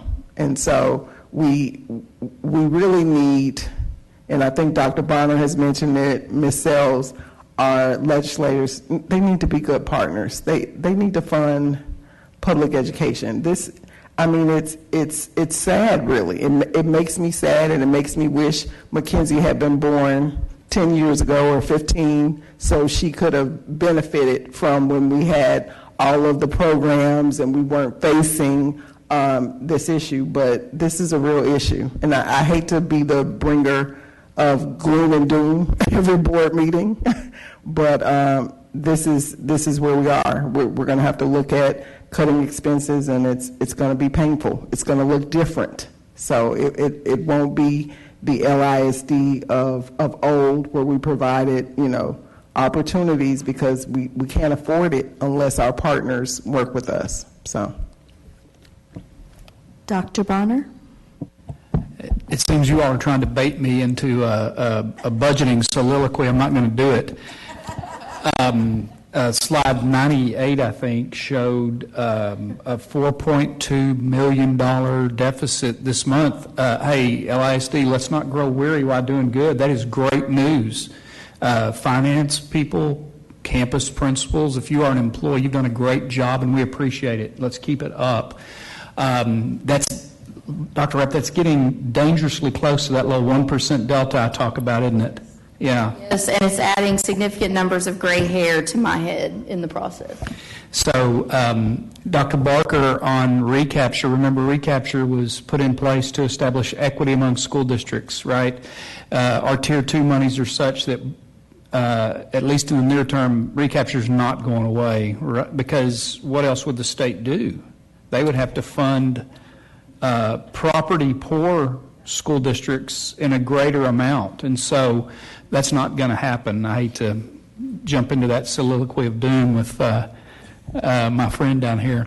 It seems like I had one other thing. Oh yes, it was the idea of removing the TRS pass-through from the budget and then the subsequent deficit. I'm not sure whose idea that was. That seems to have your fingerprints or maybe yours all over it. Great idea. Thank you so much for coming up with that. Are there any other pass-throughs that we can, you know, slough off? I'll take that as a no. So I do have a couple of questions, as I always do. For the first report, what would that TRS pass-through look like for the first report? What do you mean? In our Because days of operation? Yeah, and yes, and because of how we're scored, I'd would have they to look at acknowledge? that. I'm honest. Would they acknowledge that pass-through on that? No, TEA would not acknowledge, because they're just looking at our audit at the Okay. end of the year. So how we calculate it would look different than how TEA calculates it in the first report. Okay, so we don't know exactly how that would affect that rating. No. The big numbers we look at for first rating are 60 days and 75. We're still good with those. Okay. So that was my only question on the TRS, which I think is a brilliant idea 5 gold stars. What I wanted to say is when we look at our budget, we are not paid on enrollment. I just want to reiterate that to everybody. We are paid on how many kids show up, but we staff for enrollment. So if you've ever run a business, there's a delta there. And we end up on the short end of that delta. So when you look at how many kids we have in the district, and you go, that's a lot, and it's a lot of money. I mean, $550 million is an exorbitant amount of money. But it takes also an exorbitant amount of talented, professional people to do what we're here to do, which is to educate kids. So I believe in the investment of our staff and our teachers. And to Dr. Bonner's point, we are terribly close to that 1%, and which is considered a balanced budget. I would also remind that we are not asking our partners in the legislature in a year where they do not have the funds to spend. We started this first biennium with $33 billion in surplus. The governor, in his last go-around for when he was campaigning for several legislators, talked that we would have a $20 billion surplus at the next biennium. That is $53 billion. I know how I'd invest that $53 billion. And I think that you need to ask yourself what you want Texas to look like in 20 years. And what you want Texas to look like is how you invest that money today in education. And that is my soliloquy on budget. So thank you very much. One thing I failed to mention in my next steps, and I'll just reiterate it here, the staff in their April pulse check will have an opportunity to give us their cost reduction ideas as well. I don't know of another district giving their staff the opportunity to share their ideas with us, and I look forward to seeing what people share and reporting that back out with you all. And I'm confident, I say to everybody every time, that we're going to continue to advocate and we're going to continue to educate people on why we are in the situation that we're in, and thank our community for their step up to the Vader and advocate with our elected officials and channel our advocacy positively and professionally as we rely on that partnership with the state. And thank you to each one of you, because you couldn't be stronger advocates for and cheerleaders for our school district and our staff. And Hebron girls lost 0-1.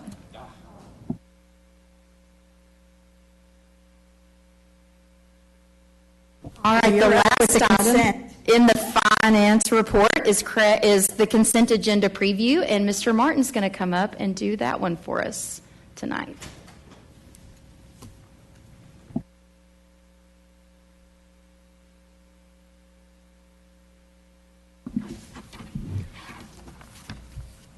Good evening, President Prosnick, Board of Trustees, Dr. Rapp. Thank you for this opportunity to go through the consent agenda preview and then the 12 items that are being brought forth next week for consideration.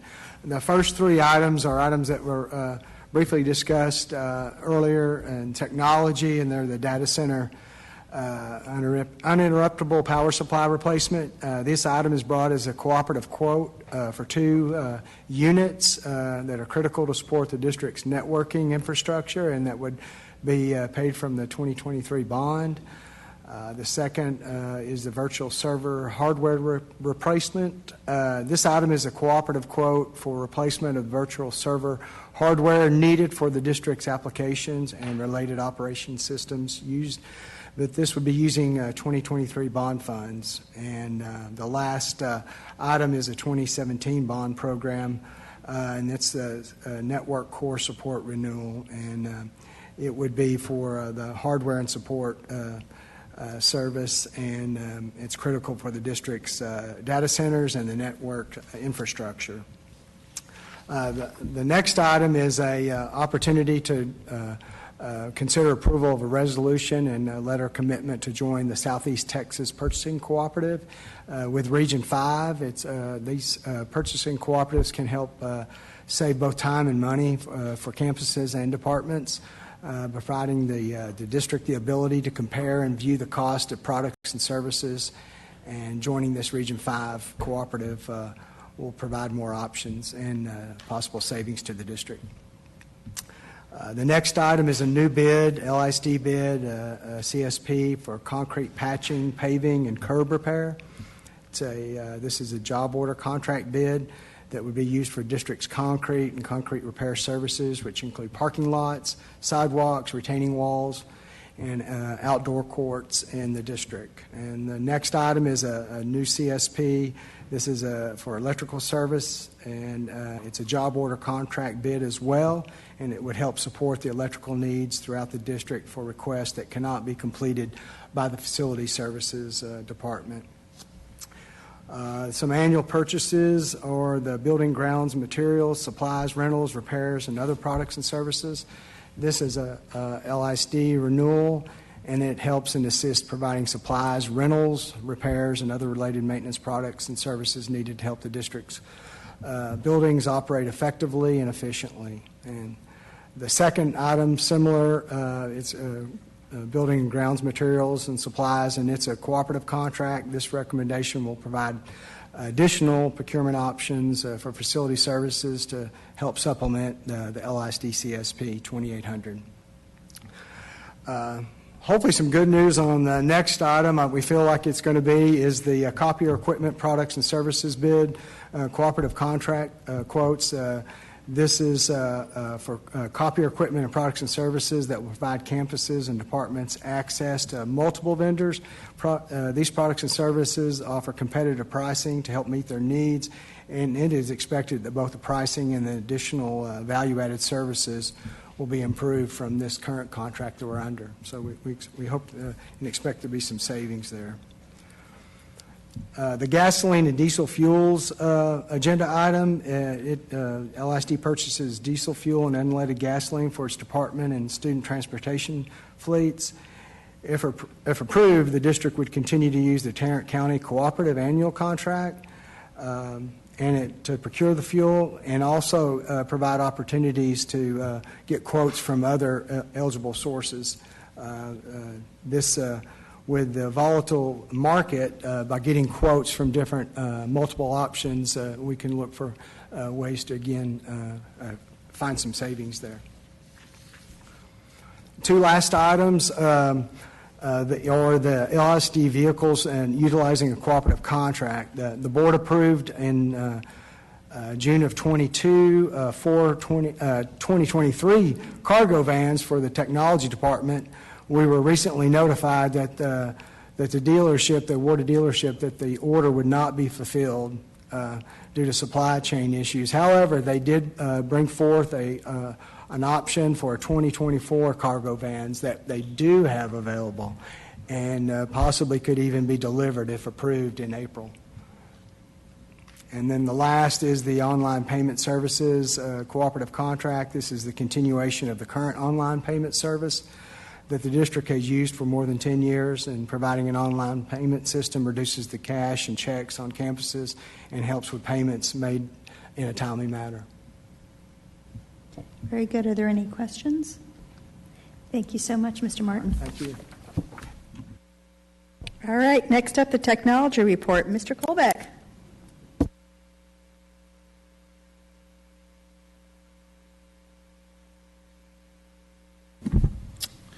Thank you, Ms. Prosnick. This is no presentation on this topic. Essentially what this is just a discussion item, and it's really more probably about creating some awareness than it is actually any type of consent. So similar to the WAN fiber optic project that we talked about, the opportunity to leverage the E-rate program, we have the same opportunity that's become available for Wi-Fi service on our buses. And essentially what we have to do there is we have to submit a contingency agreement again to E-rate so we can get the paperwork filed, and then we're working with procurement contracts to get that bid out. That said, even if the E-rate approval process happens, we still need to pay for what part of the service we're responsible for. So we just got done, Dr. Rapp got done explaining, where we are budgetarily. So I know we're looking at everything, and it's possible that this is something we may not be able to do. Currently, we have hotspots on 75 buses, and if you recall, we've tried to put hotspots on buses where we have our 10 longest routes.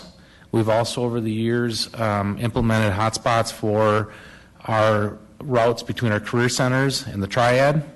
And we were fortunate to be able to take advantage of some E-rate funding through the Emergency Connectivity Program. Those funds are drying up as well. So we are going to have to, bear the burden of that cost. So when we're meeting departmentally, looking at potential budget cuts, that's an area that we're looking at and say, can we keep doing this? Can we afford to pay our out-of-pocket portion? And I will also add, it's not part of this agenda item, but that also holds true for hotspots that we provide to families at home. And we've been doing this for a long time. If you recall, when we submitted the application for Sprint's 1 Million project, well, we're not on that program anymore. And then again, in response to the pandemic, there was also, funding through Emergency Connectivity Program to provide and pay for that. So this coming year, we're going to be on the hook for that completely. So I think what we're looking at is, what other programs are available in the community? Can we do a better job of communicating and try to, provide that information to families so they can sign up through those programs? So bottom line is this isn't necessarily something that we even needed to bring to the board, but I know that it was a request of the board to add those hotspots in for those buses and routes. We've done that, but I'm not sure how long we can keep sustaining that. So with that said, if we end up, moving that route, it would be something that we'd bring forward to the board if we were going to move forward with it once we had either E-rate funding or we knew it was something that we wanted to do regardless of where we are financially. Are there any questions? I will ask, how long, and I know it probably varies, but how long does the E-rate process take? It depends on what it is and typically what priority level is. If it's priority 1, that stuff usually comes pretty fast, and obviously what the spend is. The bigger it is, the more complex it gets drug out. In this regard, this is something I would think we would have an answer on by, I would think, June or July. That said, again, there's an element of going through the process of getting your bids and pricing too. So we have to also look at what the responses are. So the current services that we have might not be actually what we got responses to. And then I also want to point out, and I think it's important to point out that there is a need for wireless on buses specifically for cameras and security. So what Mr. Langford has been doing is trying to find out, is it possible where we could subsidize part of that, and that is not an eligible use for this program. So it has to be specifically for student access. So what we were hoping we could maybe do is, kill 2 birds with 1 stone, so to speak. That does not seem doable in this regard either. So there's other ways that we can look at that Mr. Turner and Mr. Langford have looked at, but really when we're looking at this on the buses specifically, it would be for student access. All right, thank you very much. Thank you. Next up, the Board of Trustees report, the audit staff's report. Dr. Bonner. Yes, ma'am. Thank you, Ms. Prosnick. I would point your attention to the item which goes over the several audits that the board has completed since 2019, and then also the accompanying document which tracks progress. If you'll notice on that document, the right-hand column indicates status, and as you might imagine, the earlier audits, the items which were generated there have a great rate of completion, and I'm appreciative of the work done by the district in following up on those audits. And as you can also imagine, as you go further down in audits that are more recent, there's a lesser degree of completion. That's because you're still doing the work. So I think it's a good report. And we do this semi-annually, if I remember correctly. Yeah. And so I'm looking forward to the next report and where the district goes with this. So thank you, Ms. Prosnick. Well, you're still up on the 2024-2025 audit recommendations. Yes, ma'am. Giving you room to call the agenda. Yes, so 2024 audit recommendations. Ms. Lasan and Ms. Taylor and I visited last week, I guess it was, as a group, electronically, not in person. And we've got a recommendation which is indicated on the next item to hold. And the sole reason for that is funding. The current audit that we are involved in on procurement is about a $60,000 item, as memory serves.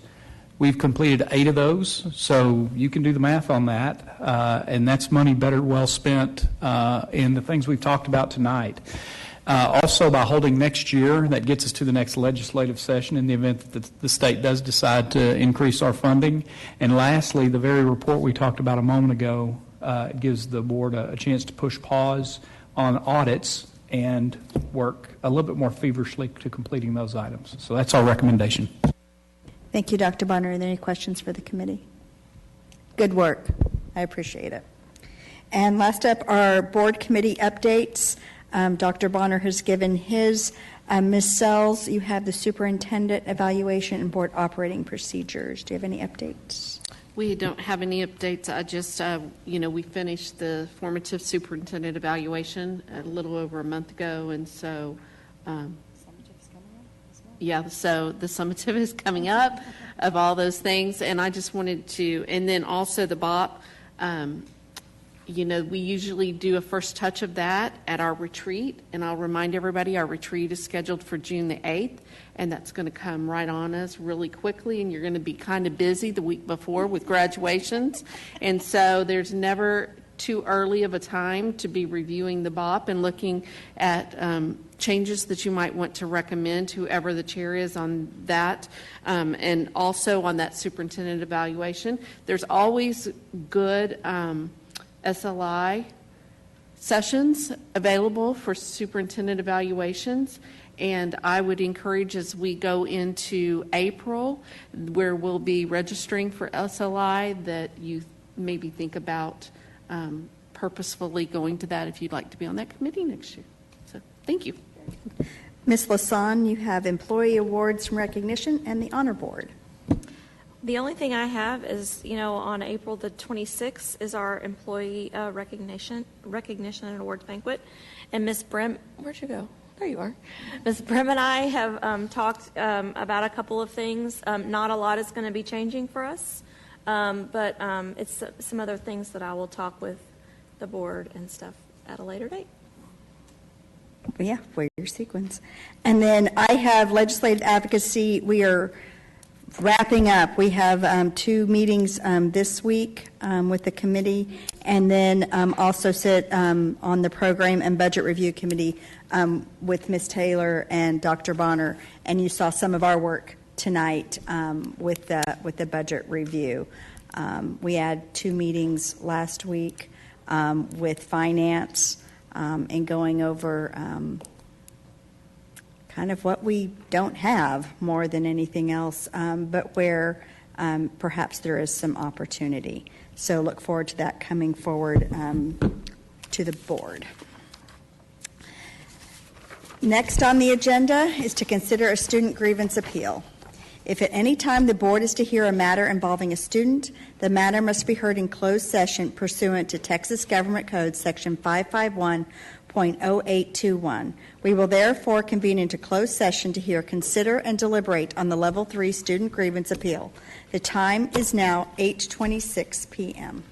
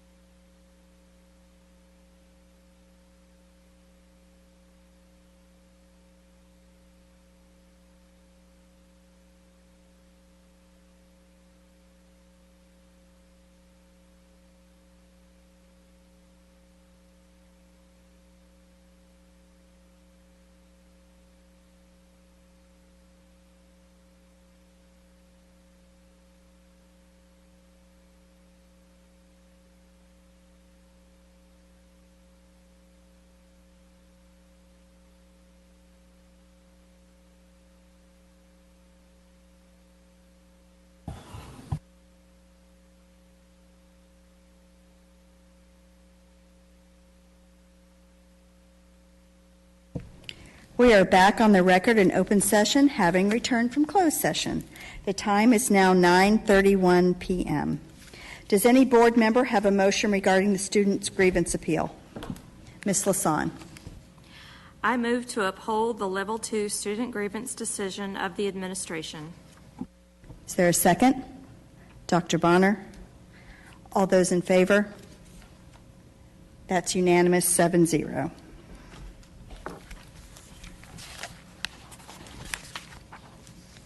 If there is no further business, this meeting is adjourned. The time is 9:31 p.m.